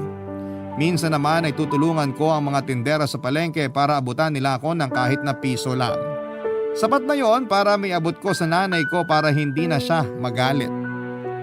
Naging ganon ang sistema hanggang sa magkaroon ako ng trabaho. Doon ay mas lalong bumigat ang obligasyon ko sa nanay ko. Lalo na't lagi niyang pinapaalala sa akin na utang na loob ko ang pagpapalaki niya sa akin. Hindi ko naman yun tinatanggal sa isipan ko, Papa Dudut. Kaya lang ay masakit para sa akin na yun na lang ang nararamdaman kong koneksyon naming dalawa na mag-ina. Pera at halos wala ng iba pa. Napaiyak ako habang binabalikan pa ang ibang naging resulta ng mga nasaksihan ko sa nanay ko habang lumalaki. Malaki kasi ang naging epekto noon sa mga nakakasalamuha ko, Papa Dudut. Pakiramdam ko noon ay obligasyon ko lahat ng mga taong nakakasama ko na sa tuwing may hindi magandang nangyayari sa kanila at hindi ako nakatulong, pakiramdam ko ay kasalanan ko ang lahat. Madalas ko ring pakiramdaman ng bawat taong lumalapit sa akin para malaman ko kung may nagawa ba akong mali sa kanila. Laging negative ang iniisip ko sa tuwing may napansin akong ugali o emosyon sa mga taong yon na nagpapaalala sa akin sa nanay ko. Mas lalong napalakas ang iyak ko nang maintindihan ko na kung saan nagmula ang guilt na nararamdaman ko sa tuwing hindi ko naiaabot ang kamay ko para sa ibang tao. Barangay Love Stories. Barangay Love Stories. Mula nung nagkaroon ako ng koneksyon sa past ko ay naging malinaw sa akin ang mga bagay na nangyayari sa kasalukuyan ko, Papa Dudut. Hindi pa rin naman ako sigurado ng mga oras na yon. Kung yun nga ba talaga ang totoong dahilan kung bakit lagi akong nakakaramdam ng guilt sa tuwing hindi ako nakakatulong sa iba. Hindi ko pa man yon sinasabi kay AJ, ay gusto ko muna noon na buuin ang katotohanan sa kabataan ko para maitagpi ko sa mga nagaganap sa akin sa kasalukuyan bago ko yon sabihin sa kanya. May mga binalikan akong alaala na pwedeng may koneksyon sa kasalukuyan ko. Pero madalas ay hindi yon tinatanggap ng sarili ko, Papa Dudut. In denial ako sa trauma na inabot ko sa nakaraan at hindi ko yon magawang tanggapin sa sarili ko. At lagi kong iniisip na nakabuti sa akin ang mga pangyayari na yon. Andun pa rin yung pagmamahal ko sa naging kabataan ko kahit alam ko at alam ng puso ko na may mali sa naging pagpapalaki sa akin noong bata pa lamang ako. Gusto ko na noong kausapin si AJ para magpatulong na himayin ang trauma ko. Alam kong malaki ang pwede niyang maitulong sa akin dahil matalino siya at malawak ang kaalaman niya pagdating sa usapang psikolohiya. Papa Dudut, hindi rin naman ako nagkaroon ng lakas ng loob na ikwento yon sa kanya. Siguro'y tama yung nabasa ko sa mga taong nakaranas ng trauma sa kabataan nila. Hindi yon madaling tanggapin at hanap ng paraan ang utak natin para i-deny na nangyari yon yung mga ganong trauma sa atin. Nakaharang lagi ang takot na mabuksan ang mga stuck na trauma sa ating kamalayan dahil hindi handa ang ating sarili na i-confront yon at pag-usapan. Dito na ako naging dehado dahil alam kong hindi ko talaga kayang pag-usapan ang mga hindi magagandang nangyari sa kabataan ko. Masyado po akong nabigla na meron palang trauma na naganap sa akin noong kabataan ko. Ang buong akala ko ay maayos ang kinalakhan ko dahil naalala ko ang mga masasayang tawa ko at hagikhikan kasama ang mga kamag-anak ko. Pero yun pala ang pinili ng utak ko na maaalala. Sinikap ng utak ko na itago ang mga madidilim na pangyayari sa buhay ko dahil sa ganung paraan marahil ay nakikita ng utak ko na mapoproteksyonan niya ako. Kaya lang, Papa Dudut, ay kailangan ko nang mawala ang takot at kailangan ko nang kumprontahin ng mga madidilim na kaganapan sa nakaraan ko.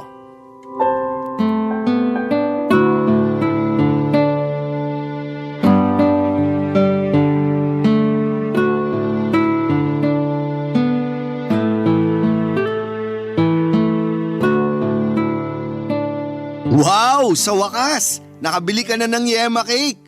2 araw na yung cravings mo dyan ah. Oo nga, kaso isang slice lang nabili ko. Tapos ang liit pa. At least meron pa. Kaya wag kang hihingi ah. Kulang pa to sa akin. Alam ko naman. Paabot nga ako ng isang platito. Teka, bibigyan mo ako ng yema cake? Hindi para sa'yo, para sa 3 brown na imps. Anong imps? Duwende. Meron 3 brown na duwende dito sa bahay. Bantay ko sila. Parang security guard, ganun? Magkano pa sahod mo? Ayan na naman po siya. Curious lang kasi ako. Hindi ka curious. Nanghuhusga ka na naman. Hindi ah.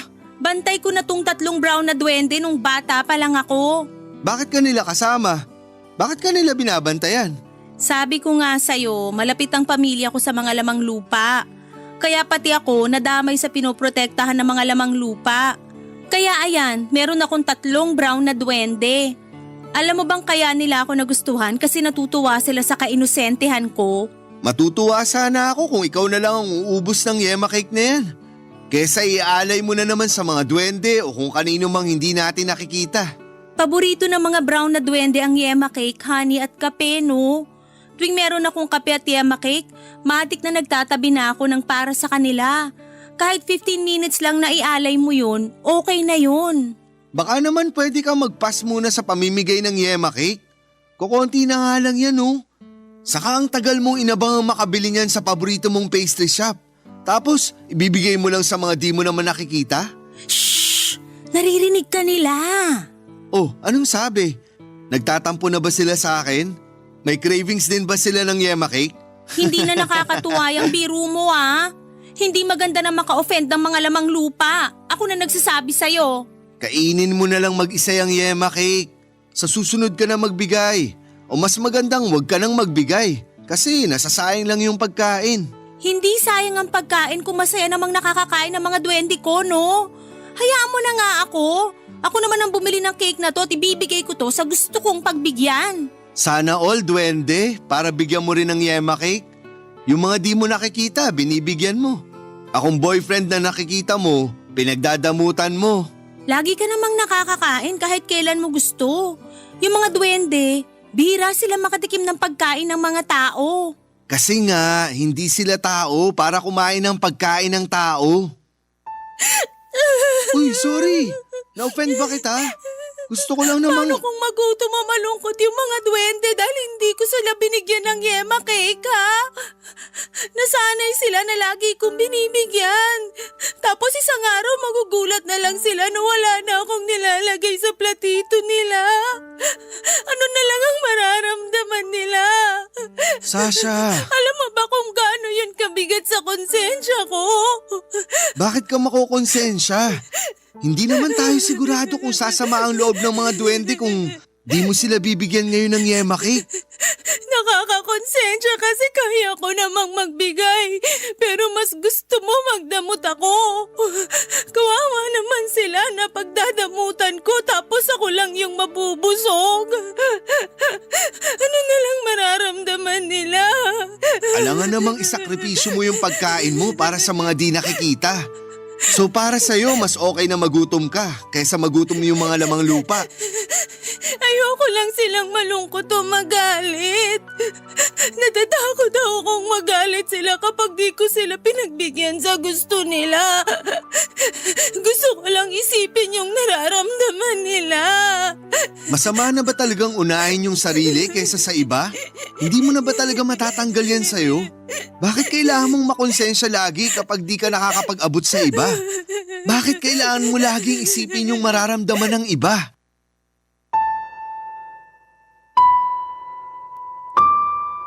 Napahinto ako sa pag-iyak para ulitin sa isipan ko ang huling sinabi ni AJ. Bakit nga ba? Bakit nga ba nakakakonsensyang unahin ng sarili ko kesa sa iba? Bakit ko nga ba laging inuunang isipin ang nararamdaman ng iba? Hindi na ako makaiyak noon pero ramdam ko ang bigat sa dibdib ko. Napansin yun ni AJ at saka niyakap ako, Papa Dudut. Nanginig ang katawan ko habang nakakulong sa mga bisig niya. Hindi ko pa rin magawang umiyak pero napakapit ako sa kanya dahil sa panghihina ko. Ang higpit ng pagkakakapit ko sa kanya na parang nakasalalay sa kanya ang balanse ko. Sa kanya ko dinagaan ang mabigat na nararamdaman ko, Papa Dudut. Hinayaan niya lamang ako at tahimik na pinakiramdaman ang panginginig ko. Habang tahimik siya ay naging maingay naman ang laman ng isipan ko at parang may isang boses na nagsusumbong sa mga hindi magagandang nangyayari sa akin na naging dahilan kung bakit madalas akong makaramdam ng konsensya sa tuwing may hindi ako natutulungan. Binalik ako ng boses na yon sa mga pagkakataon na naging madamot ang mga tao sa akin sa pag-intindi na hindi ko lahat kayang isipin at unahin ang nararamdaman nila. Naalala ko kung paanong inuna ko lagi ang nararamdaman ng mga magulang ko sa tuwing nag-aaway sila at nagkakasamaan ng loob. Hindi nila inuna ang nararamdaman ko bilang isang anak na hindi handang makita ang mga away at gulo nila. Hinayaan nila akong ma-stress, matakot, malungkot at maguluhan sa iba't ibang negative na pinapakita nila sa akin sa tuwing may problema ang mga magulang ko sa isa't isa. Hindi ko deserve na makita ang lahat ng iyon noong bata pa lamang ako. Hindi dapat ako nag-a-adjust bilang bata sa mga problema nilang pangmatanda. Nasanay ang batang ako na inuuna lagi ang nararamdaman ng ibang tao sa takot na magalit sila. Doon kasi ako sinanay ng mga magulang ko, Papa Dudut. Laging ako ang umiintindi at nag-a-adjust sa mood o problema nila. Nabitbit ko yung ugaling yon sa mga taong sumunod na nakilala ko habang lumalaki. Kinailangan ko laging pakiramdaman ng isang tao kung ano ang mood niya para ako ang mag-adjust. Lagi akong nag-a-adjust sa ibang tao sa takot na makitaan sila ng galit na kapareho ng nakikita ko sa mga magulang ko. Tinuring kong parang mga magulang ko ang lahat ng nakakasalamuha ko. Inuna ko ang nararamdaman ng lahat kesa sa sarili ko. na kapag hindi ko napagaan ang loob nila sa pamamagitan ng pagtulong ko ay tatamaan ako kaagad ng konsensya. Dahil bata pa lamang ako ay pinaramdam na sa akin na obligasyon ko ang ibang tao at wala akong karapatang unahin ang sarili ko.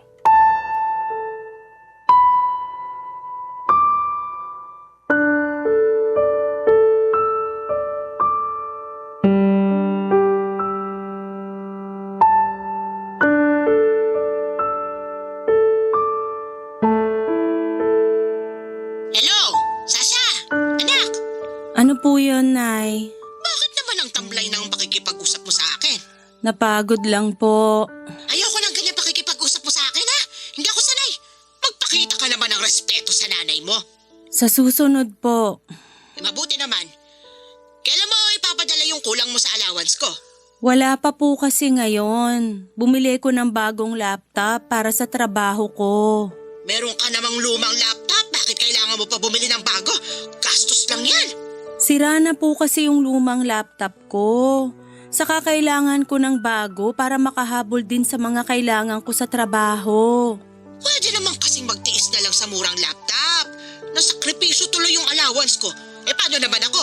Paano yung maintenance ko? Yung mga pamangkin mo, kawawa naman kung di ko aabutan ng pangkain nila. Babawi na lang po ako sa susunod. Ganyan din yung sinabi ng anak ng kumari ko. Babawi na lang daw sa susunod, pero ano nangyari? Nagpabuntis na lang sa iba, tapos hindi na nagpadala. Ganun ba binabalak mo? Magpapabuntis ka na dyan sa boyfriend mo para makatakas ka na sa obligasyon mo sa akin. Subukan mo lang talaga. Nay, wag niyong idamay ang boyfriend ko dito. Baka lang kasi siyang dahilan kung bakit parang tinatamad ka na mag-abot sa akin. Huwag ganyan, ha? Baka nakakalimutan mo akong bumuhay sa'yo.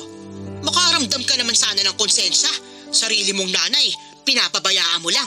Hindi ko kayo pinabayaan. Hindi ba?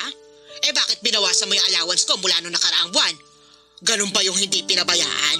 Sinabi ko naman po sa inyo na kailangan kong magtipid kasi kakalipat ko lang ng bahay. Kakalipat mo nga lang ng bahay tapos bumili ka na ng bagong laptop.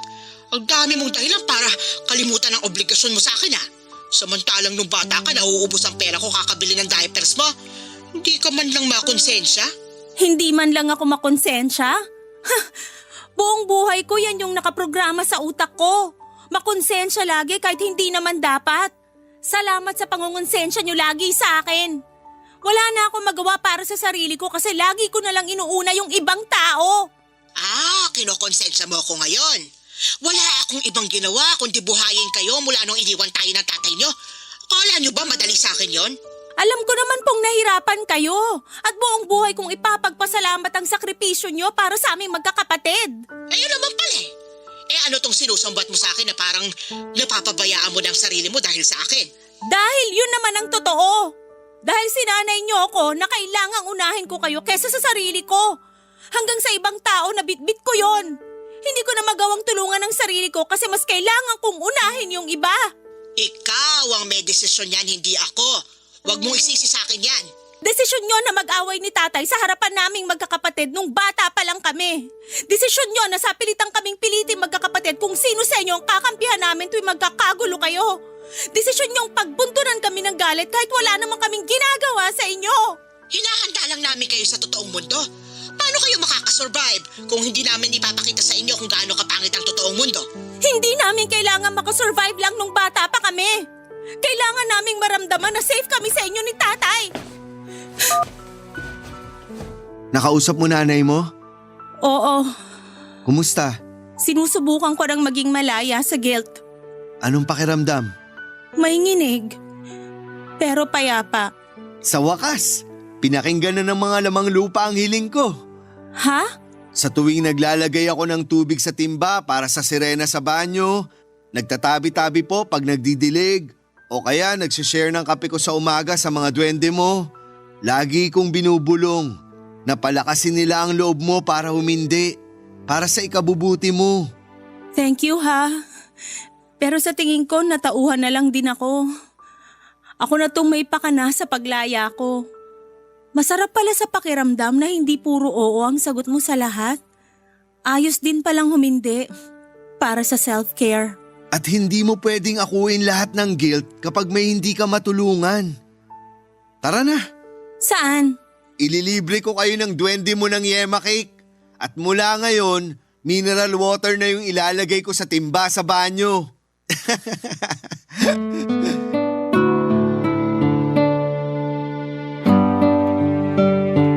Napailing na may halong tawa ang sinagot ko sa sinabi ni AJ Papadudut. Na-touch ako na nagawa niyang paniwalaan ang mga lamang lupa para sa kapakanan ko. Pag-ibig nga yun. Doon ako nagtiwala at nagkwento sa kanya sa mga binalikan kong alaala sa nakaraan para mas maintindihan ko kung ano ako sa kasalukuyan. Kinuwento ko kung paanong hindi naging safe ang environment na kinalakhan ko at yun ang humugis sa kung sino ako ngayon. Hindi na ako natakot na aminin sa sarili ko ang mga trauma na inabot ko noon. Papadudot, habang unti-unti kong tinatanggap ang mga nangyari sa nakaraan ko ay parang mas lalong lumalakas ang bulong ng batang ako. Malaya nang nakwento ng batang ako o ang inner child ko ang lahat ng sinapit kong trauma noon na sinarado ng utak ko para hindi ako masaktan. Kinailangan ko lang pala ang boses na yon para muling buksan ang mga sugat ng nakaraan. Sa pagbubukas nga ng mga sugat ko ay nagawa ko ng gamutin yon nang hindi na lang pansamantalang tinatapalan. Kinailangan kong harapin ang mga sugat na yon para tuluyan na yung matuyo at hindi na makaapekto hindi lang para sa aking sarili, kundi pati na rin sa relasyon ko sa ibang tao. Sa ngayon po, Papadudot, ay inuna ko na ang sarili ko. Ito ang unang pagkakataon na ginawa kong umuo naman sa sarili ko. Lahat ng pag-aalaga at pagmamahal ay binuhos ko na sa sarili ko. Hindi ko na pinagdamutan ng sarili ko kung makakaramdam man ako ulit ng guilt ay mangyayari na lamang yon kapag hindi ko na ibigay ng tama ang pagmamahal para sa sarili ko. Naglagay na ako ng boundaries sa mga taong lumalapit sa akin para humingi ng tulong, kahit sa nanay ko mismo. Nakaramdam na rin naman si nanay at kung ano lang ang kaya kong ibigay sa kanya. Tinanggap niya ng may halong pasasalamat kung ano lang ang kaya kong iabot sa kanya. Hindi pa rin ako nakarinig ng sorry sa kanya pero masaya na akong bumabawi siya sa pamamagitan ng gawa. Ayos na yun sa akin, natuto na rin si nanay na tumanggap ng hindi sa akin kapag alam niyang naaabuso na ako. Paunti-unti ay naging maayos na ang relasyon ko sa nanay ko. Si AJ naman ang higit na natuwa sa pagbabago ko. Sinuportahan niya ang lahat ng pwede kong gawin para maghilom ang mga sugat ko. Napakaswerte ko na nakahanap ako ng kapareha na gusto akong tulungang makabangon kaysa ubusin ang mga sugat ko para sa sarili niyang kapakanan. Hanggang ito na lamang po ang aking liham, Papadudot. Buong puso ay nagpapasalamat po ako sa inyong lahat na nakinig ng aking kwento. Hanggang sa muli, ako po ang inyong kabarangay forever, Sasha. Nagustuhan ng iyong napakinggan? Ituloy yan via live stream sa www.gmanetwork.com/radio.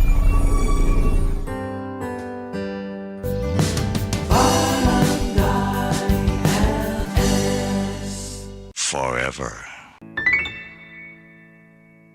Ang mga kwento ng pag-ibig, kwento ng buhay at kwento ng pag-asa dito sa Barangay Love Stories. Love Stories. Ang mga pagsubok at tampuhan ay minsang nagpapalakas at nagpapatibay ng samahan ng magkasintahan. Ikaw, kabarangay, naaalala mo pa ba ang huling hindi pagkakaunawaan ninyo ng jowa mo? Dear Papadudot, magandang araw po sa inyong lahat. Ako nga pala si Mike. Sana po ay mabigyan ninyo ako ng pagkakataon at sana po ay matanggap ninyo ang sulat ko.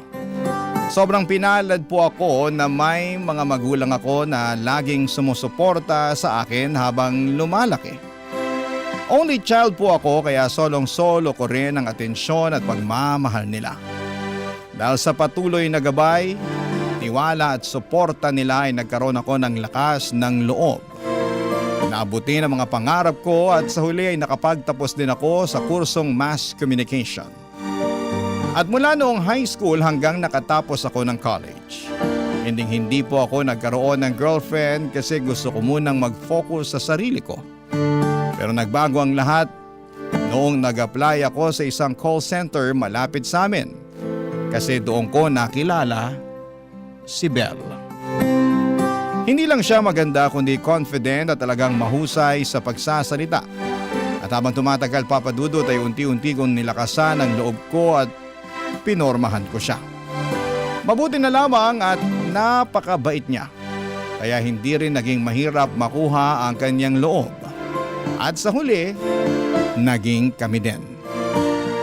Masaya ako dahil unti-unti naming nabuo ang samahan namin. At mas lalo naming nakilala ang isa't isa. Pero hindi ko po inaasahan na marami pa pala akong hindi alam tungkol sa kanya. Isang araw habang magkatabi kaming nagtitake ng calls ay napansin ko na parang nag-iba ang ugali niya. Biglang nawala yung pagiging mabait at sweet niya. At doon ko na-realize na marami pa pala akong hindi alam tungkol kay Belle.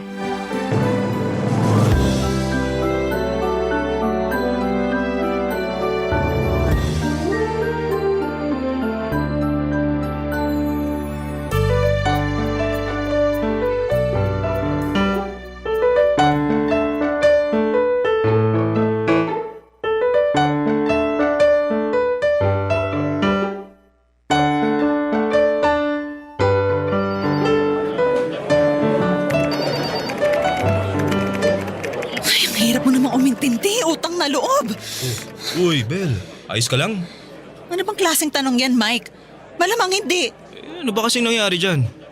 Ito kasing customer na kausap ko eh. Kanina pa sigaw ng sigaw. Paano ba naman kasi nanghihingi ng refund? Ang kulit. Kung ganun, ba't di mo na lang bigyan ng refund nang matapos na yan? Mike, ano bang akala mo sa akin, tanga? Kung ganun lang kadali yun, malamang kanina ko pa ginawa, di ba? Easy ka lang. Ngayon lang kita nakitang nagkaganyan ah. Nakakaasar na kasi. Ilang beses ko nang pinaliwanag sa customer na to na hindi na applicable yung refund sa sitwasyon niya. Kasi lagpas 60 days na simula nung binili niya yung item. Ba't di mo subukan mag-offer ng voucher o kaya gift certificate? Ginawa ko na yan, pero gusto niya talaga ng refund. Subukan mo ulit. Baka sakaling makinig na sa'yo yan. Sir, thank you so much for patiently waiting. Kaya mo yan. Sir, the least that we can do for you is offer you a voucher or a gift certificate. Ayoko na talaga! Suko na ako sa customer na to! Uy, mo boses mo. Hindi ata ako tatantanan ng customer na yan hanggat hindi ako nababaliw eh. Bakit ba? Ano ba daw sabi? Nanghihingi na ng supervisor. Di good. At least hindi mo na po problemahin yung customer na yan, di ba? Anong good? Sigurado ako natatalakan lang ako ng supervisor natin kapag nalaman niya na pangit yung naging takbo ng call ko. Di naman siguro. Sandali lang. Ba't ka ba chika ng chika sa akin? Wala ka bang call? Wala eh. Napakaswerte mo naman ha. Sandali lang. Babalikan ko lang tong reklamador na customer na to. Hello, sir? Ano sabi? Buwisit na customer na yun. Binagsakan ba naman ako ng telepono? Alam mo, dapat sineseparate mo yung trabaho mo sa feelings mo eh. Para hindi ka nagkakaganyan. Madali lang sabihin yan, pero mahirap gawin. Hayaan mo na yun. At least tapos na, di ba? So ano? Okay ka na? Paano naman ako magiging okay? Ninenervyos na ako tuwing nakakatanggap ako ng tawag sa customer. Pakiramdam ko kasi tatalakan lang nila ako eh. Sige, ganito na lang. Tuwing nakakaramdam ka ng nervyos, titigan mo lang ako. Kapag ginawa mo yun, sigurado ako mawawala yung nervyos mo. Talaga ba? Parang hindi naman. Grabe ka naman sa akin. Siguro nga hindi ako kagwapuhan. Pero at least, sigurado naman ako na love kita. Ay, sa susunod na babanatan mo ako ng napaka-corny mong jokes. Huwag mo na lang akong kausapin, Mike. Mas lalo lang ako napipikon sa'yo eh. Ikaw naman. Yon yung pinakaunang beses na nakita kong magalit si Belle. At habang tumatagal ay mas napapansin ko na kapag galit siya ay talagang galit talaga siya. Ramdam ko at ng mga tao sa paligid namin ang galit niya. Pero kapag masaya naman ay sobrang saya din niya. Mabilis siyang matawa kahit sa mababaw na mga bagay lang. Para tuloy hirap siyang kontrolin yung emosyon niya at lahat ng nararamdaman niya talagang lumalabas. Pero kahit na ganoon ay mas lalo pa rin akong napamahal sa kanya kasi tuwing masaya siya ay sobrang sweet niya at napapagaan talaga niya ang araw ko. Ang akala ko noon ay yun na ang simula ng masayang kwento namin. Pero hindi ko inakala na yun din pala ang magiging simula ng mas maraming pagsubok. Lalo na noong na-overwhelm na siya sa trabaho namin sa call center, Papa Dudut.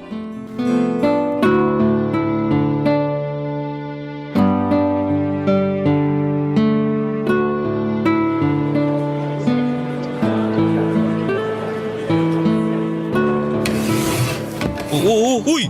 Saan ka pupunta? Uuwi na ako. Ikaw na bahala magpaliwanag sa supervisor natin na sawang-sawa na ako sa trabahong to.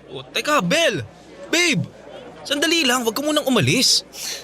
Mike, ano ba? Pakinggan mo muna kasi ako. Walang magandang patutunguhan tong padalos-dalos mong desisyon. Pero hindi ko na talaga kaya. Naririndi na ako tuwing sinisigawan ako ng mga ingratang customers na yan. Isipin mo na lang na kung hindi dahil sa mga customer na yan wala tayong trabaho ngayon, di ba? Sandali nga lang, Mike. Ini-invalidate mo ba yung nararamdaman ko? Ano ka ba naman? Hindi naman sa ganun. Sinasabi mo ba na dapat pagtiisan ko na lang tong trabahong to kasi hindi naman valid tong nararamdaman ko? Ganun ba yon? Babe, hindi yun ang ibig kong sabihin. Alam mo yun. Pasensya ka na. Pero hindi ko na kasi talaga kaya Sige lang. Ilabas mo na lang yan hanggang sa maramdaman mo na okay ka na. Ha? Dito lang ako para sa'yo. Alam mo, Mike, kung hindi dahil sa'yo, siguro nasiraan na ako ng bait ngayon. Siguro nga may dahilan ng Diyos kung bakit niya tayo pinagtagpo. Di ba? Sus, ang sabihin mo, nabudol mo ko kaya tayo nagkatuluyan. Ito naman Hindi naman kita pinikot Hindi nga ba? Siguro may konting pamimigot na involved. Anong konti? Ilang beses mo kaya akong kinulit na sagutin ka? Grabe ka naman. So ano ibig sabihin nun? Kung hindi dahil sa pangungulit ko, hindi mo rin ako sasagutin? Parang gano'n na nga. Kasi hindi ka naman kagwapuhan Sama mo naman sa akin. Uy, sorry na. Pero masaya ako na kahit papaano napapatawa na kita. Napapatawa mo nga ako, pero nabubwisit naman ako tuwing naaalala ko yung mga customer na kailangan kong kausapin. Diba? Sinabi ko naman sa'yo, tuwing nai-stress ka, pwede mo akong titigan. Yun na nga yung problema Mas lalo lang ako nasa-stress tuwing tinitignan kita. Grabe. Pasalamat ka, mahal na mahal kita Kung hindi, malamang kanina pa kita ginantihan dyan sa mga hirit mo Sige, subukan mo. Talagang tatamaan ka sa akin. Eto talaga binibiro lang kita. So ano, okay ka na ba? Konti. Kinig ka sa akin, babe. Ha? Ganito na lang. Kung ayaw mo na talaga magtrabaho dito sa call center, okay lang naman sa akin yun. Basta mag-resign ka na lang ng maayos para hindi masira yung record mo tsaka antayin mo na lang yung 13-month pay mo. Kasi sayang din naman yun. Kung sa bagay. Pero babe, hindi ko na alam kung makakatiis pa ako. Ay, huwag kang mag-alala. Ha? Hindi kita iiwan. Tutulungan kita hanggang makapag-resign ka. Okay?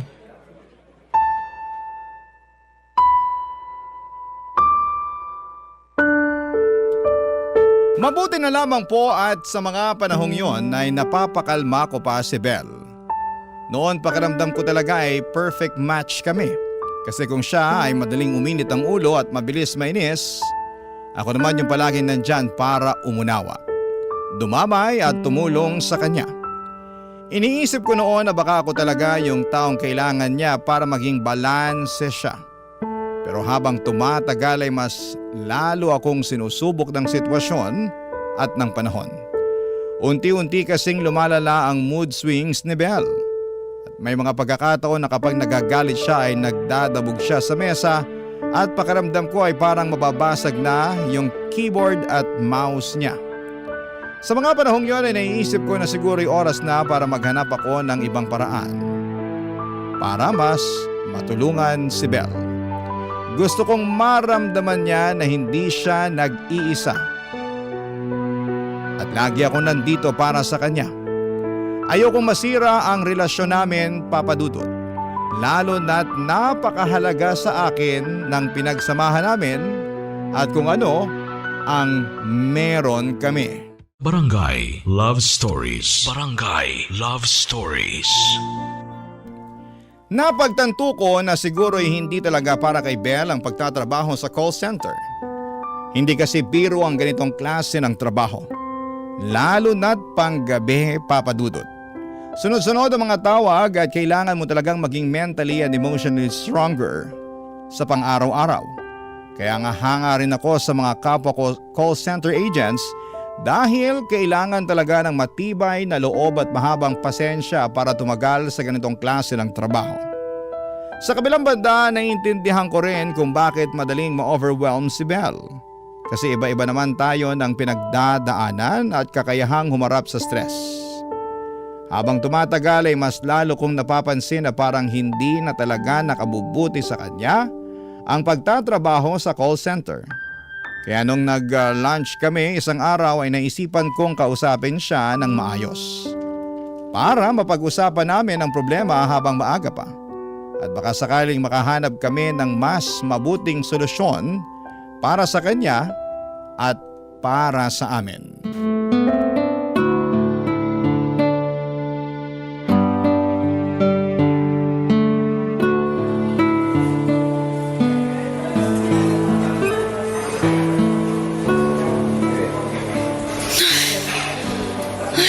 Patawarin. Uy, babe. Bakit? Ayos ka lang? Pikon na pikon pa rin ako sa natanggap kong tawag kanina eh. Ay, hindi pa rin ako makamove on. Bakit ba? Ano ba nangyari? Minura-mura lang naman ako ng hayop na yon. Kung makapagsalita yung matandang yun, kala mo naman nabili niya na yung buong pagkatao ko. Kakabwisit. Oh, anong ginawa mo? Huwag kang maingay ha. Pero binabaan ko ng call yung customer. Wala ka. Ano? Bakit mo naman ginawa yun?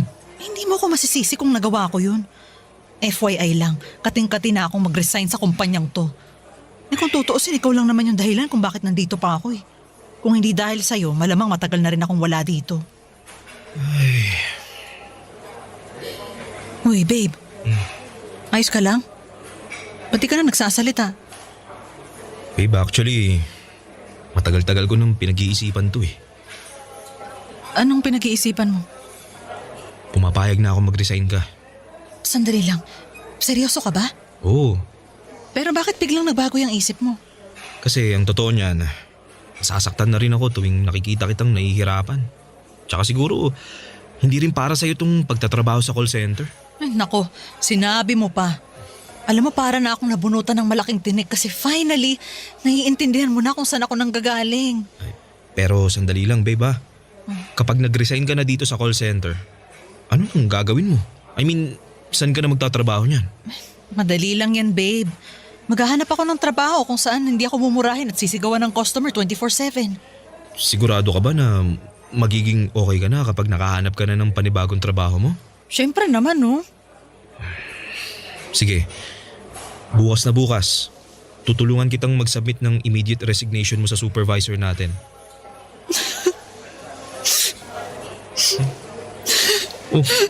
Teka. Ba't ka umiiyak? Sorry, babe. Natatouch lang kasi ako sa iyo eh.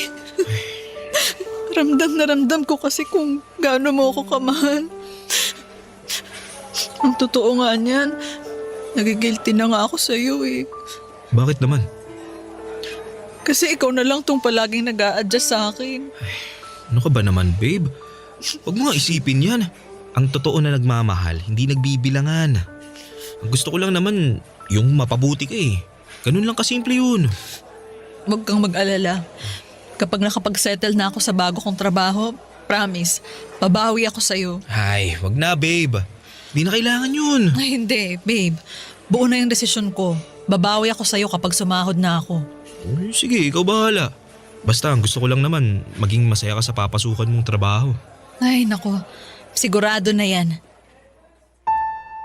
Pareho na naming napagkasunduan ni Belle na iiwanan na niya ang trabaho niya sa call center.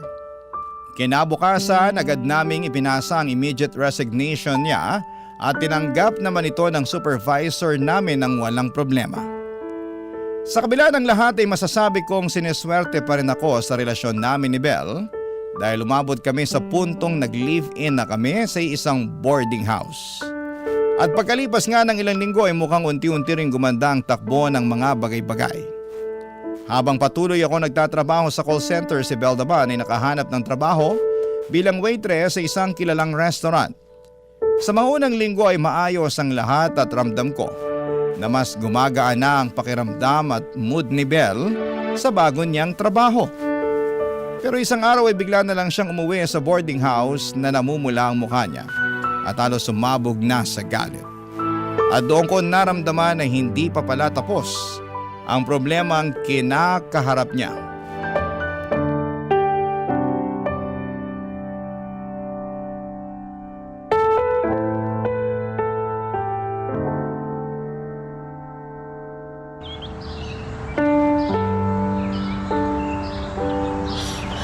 Hayop na yan!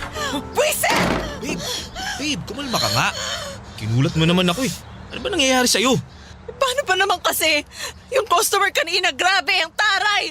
Napakasuplada! Kala mo kung sino? Bakit ba? Ano bang ginawa niya sa'yo? Tinalakan niya ako kasi wala daw lasa yung in-order niyang pagkain. Eh malay ko ba dun? Ano akala niya sa akin, chef? Eh waitress lang naman ako, no? Babe, sinabi ko na to sa'yo noon at sasabihin ko ulit sa'yo ngayon. Ha?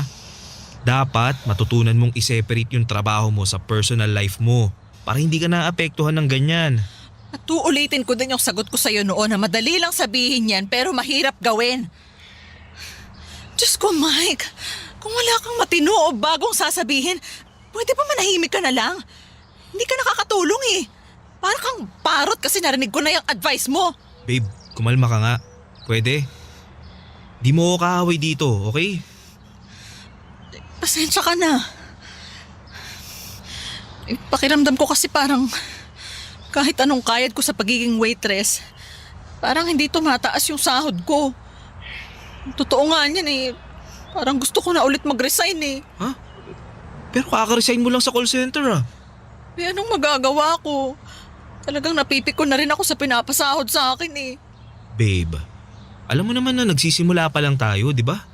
Kung ganyan palagi ang mindset mo, eh hindi tayo makakapag-ipon yan. Ah, so sinasabi mo bang mas mahalaga sa'yo ang pera kaysa sa kalagayan ko? Ay, wag mo nga minamasama lahat ng sinasabi ko sa'yo.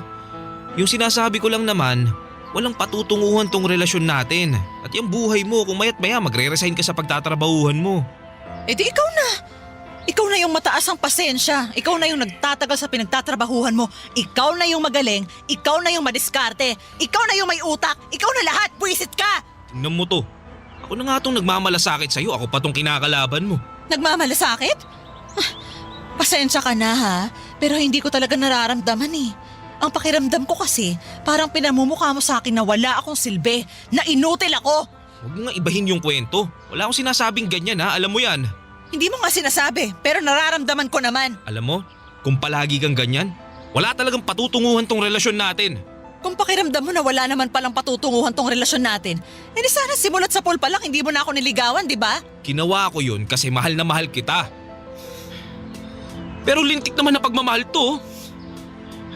Paano kita tutulungan kung ayaw mong tulungan yung sarili mo, ha? So nagsisisi ka na ako yung naging girlfriend mo? Ganun ba yun? Hindi sa ganun. Yung gusto ko lang naman yung makaramdam ka ng peace of mind. Ang sa ganun hindi naapektuhan tong relasyon natin. Pasensya ka na ha?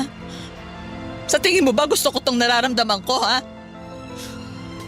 Sino ba naman kasi ang gustong makaramdam ng galit at puot araw-araw? Wala naman di ba? Mike, maniwala ka sa akin. Kung kaya ko lang kontrolin ang emosyon ko, matagal ko nang ginawa yon. Alam ko naman yun eh. Pasensya ka na talaga. Siguro na-overwhelm lang din ako. Sorry na. Hindi ko naman sinasadya na ibunton yung lahat ng galit ko sa'yo eh. Masama lang talaga yung timpla ko ngayong araw.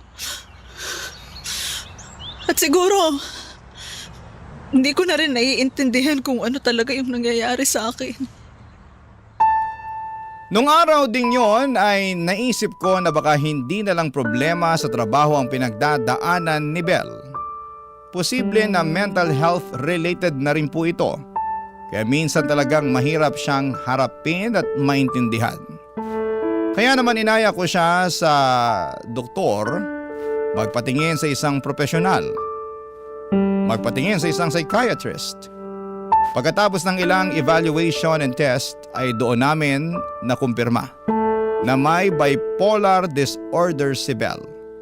Yun palang dahilan kung bakit biglang nagsishift ang mood niya at sobrang intense ng mga nararamdaman niya sa iba't ibang sitwasyon.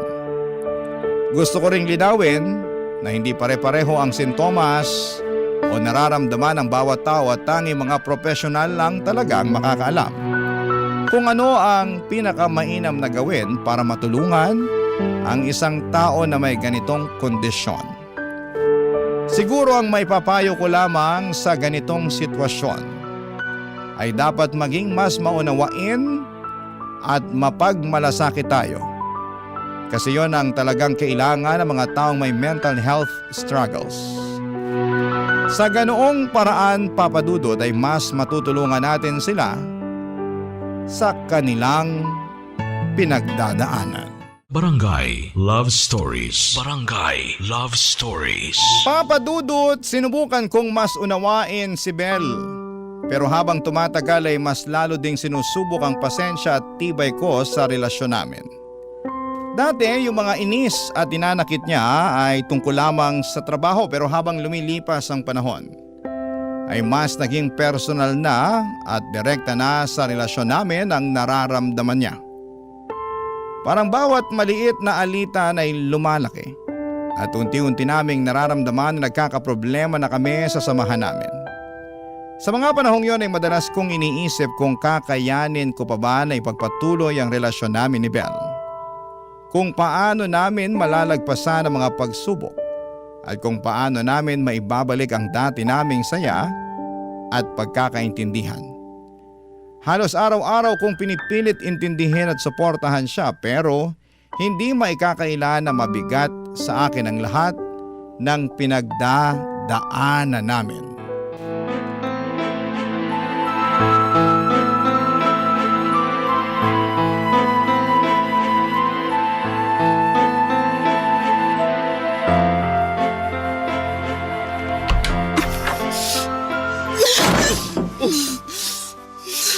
Babe, anong problema? Yung lintik kong trabaho, yun yung problema. Bakit? Ano nangyari? Nag-overtime kami bukas kahit ayoko mag-overtime. Makatarungan pa ba yun? Babe, isipin mo na lang yung perang makukuha mo dyan. Nang sa ganun, magkaroon ka ng gana para Utang na loob! Kahit na anong sabihin mo, hindi na ako magkakaroon ng gana na magtrabaho! Babe, siguro, matulog ka na lang muna. Para makapagpahinga ka na rin. Sigurado ako pagod ka na sa trabaho mo eh. Ha? Bakit mo ba ako pinagpapahinga? Siguro napapagod ka na sa mga pinagsasasabi ko sa'yo, no? Ayaw mo na akong pakinggan. Ganun ba yon? Hindi sa ganun. Yung sa akin lang naman, baka mas gumaan yung pakiramdam mo kapag nakatulog ka na ng maayos. Sabihin mo, gusto mo akong manahimik kasi pagod ka na sa akin. Ayaw mo na sa akin. Ganun yon. Hindi sa ganun yun. Kung ayaw kitang makasama, malamang sa malamang wala na ako dito. So ngayon nagbabalak ka pa na iwanan ako? Ay, ano ka ba naman, Belle?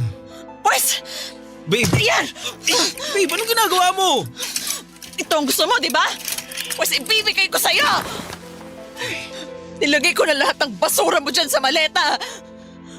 O ngayon, lumayas ka na at huwag ka nang magpapakita sa akin. Hindi kita kailangan dito. Belle, maniwala ka sa akin, ha? Wala akong balak na sukuan ka. Pero yun ang nararamdaman ko. Ika dito. Ika dito, okay lang yan. Ha? Okay lang yan. Sorry, Mike. Sorry. Hindi ko sinasadya yun. Alam ko, okay? Mabuti kang tao. Hindi mo deserve yung ganitong klaseng relasyon. Kaya please lang, iwan mo na lang ako. Bel, makinig ka, ha? Malalagpasan din natin to. Hindi mo kailangan pagdaanan mag-isa to. Pero nasasaktan na kita, Mike. Simula pa lang noon, ikaw na yung palaging nag-a-adjust para sa akin eh. At ayoko na yung ganitong pakiramdam. Deserve mo na maging masaya at hindi mo mararamdaman yun hanggat nandito ka sa tabi ko. Babe, huwag ka naman magsalita ng ganyan. Mahal kita, hindi lang sa masasayang panahon, kundi lalo na sa mga panahong nahihirapan ka.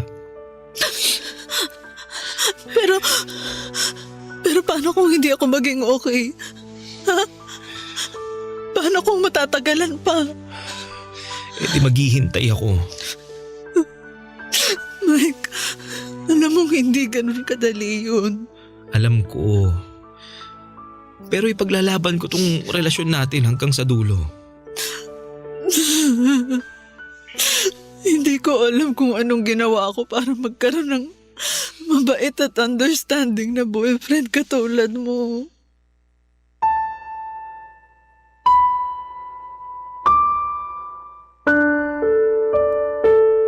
Naging maayos din naman ang usapan namin ni Belle ng gabing yon. Pero syempre hindi rin all the time ay palaging perfect. At may mga pagkakataon pa rin na nagkakatampuhan kami o hindi nagkakaintindihan. At may mga araw na parang bumabalik ang dating mga problema. Aaminin ko sa inyo, Papa Dudut, na unti-unti ako nagkakaroon ng trauma sa relasyon namin. Madali na akong matakot o tamaan ng nerbiyos tuwing may malalakas na tunog o kumakalabog. Pero hindi ko ito sinasabi kay Belle kasi gusto ko siyang makapag-focus sa sarili niya. Pero habang tumatagal ay mas napapansin ko na tuwing nakakarinig ako ng mga maingay, agad akong nagiging alerto. Kinakabahan na ako sa mga susunod na pwedeng gawin ng girlfriend ko. Gaya nung isang beses na umuwi si Belle ng bahay na wala na naman sa mood. Sa hindi ko maipaliwanag na dahilan ay biglang bumilis ang tibok ng puso ko at tila hindi ako makahinga ng maayos, Papa Dudut.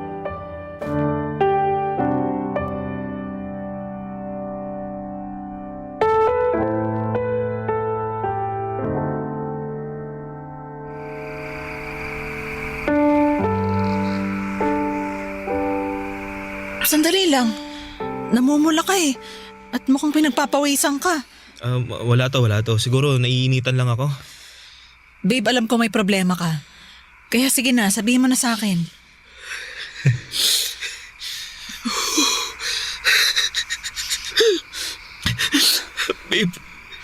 Babe, I'm sorry. Sinubukan ko talaga pigilan pero... Sandali lang. Uminahon ka nga muna. Hindi kita maintindihan eh. Babe, sana wag kang magagalit sa sasabihin ko ha. Pero sa tingin ko, nagkakaroon na ako ng trauma sa mga nangyari sa relasyon natin. Babe, galit ka ba sa akin? Hindi ako galit sa'yo. Bakit hindi ka nagsasalita? Naisip ko lang kasi lahat ng mga ginawa ko sa'yo simula nung naging tayo. At hindi na nakakapagtaka kung bakit nagkaroon ka ng trauma. Kasalanan ko kung bakit nangyari sa'yo yan. Belle, maniwala ka sa akin. Wala kang kasalanan, okay? Hindi mo ginusto to at nakikita ko naman na ginagawa mo rin ang lahat para mapabuti ka. Kaya wag mong sisisihin ang sarili mo, okay? Shh, huwag ka nang umiyak, please. Alam mo namang nasasaktan ako tuwing nakikita kitang nasasaktan, di ba? Mike, I'm sorry. Pero sa tingin ko, mas makakabuti sa ating dalawa kung ano? Kung maghiwalay muna tayo. Bel, ano ka ba naman? Hindi, wag. Please, huwag mo naman gawin sa akin to. Pero ginagawa ko to para sa'yo.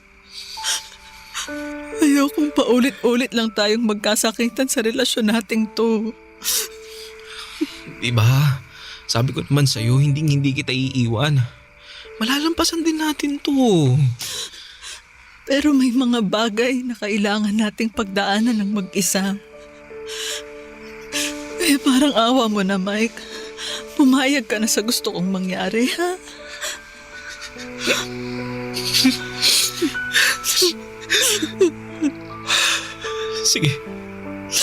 Sige, pumapayag na ako. Pero mangako ka sa akin na aalagaan mo ang sarili mo, ha? Ipangako mo din sa akin na hindi mo pababayaan ang sarili mo. So, ibig bang sabihin nito, hindi na tayo magkakabalikan? Hindi ko pa alam. Pero sa ngayon, isang bagay lang ang malinaw sa akin. Ano yun? Ayaw kitang maubos ng dahil lang sa pagmamahal mo sa akin. Napaka-unfair nun para sa'yo, Mike. Hindi man ito ang hinangad kong katapusan para sa atin. Pero alam ko, ito ang makakabuti para sa atin.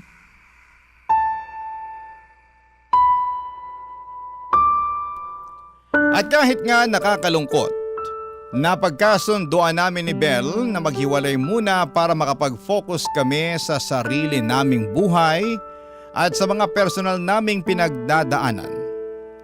Ang huling balita ko sa kanya ay umuwi siya sa probinsya para makasama ang mga magulang niya.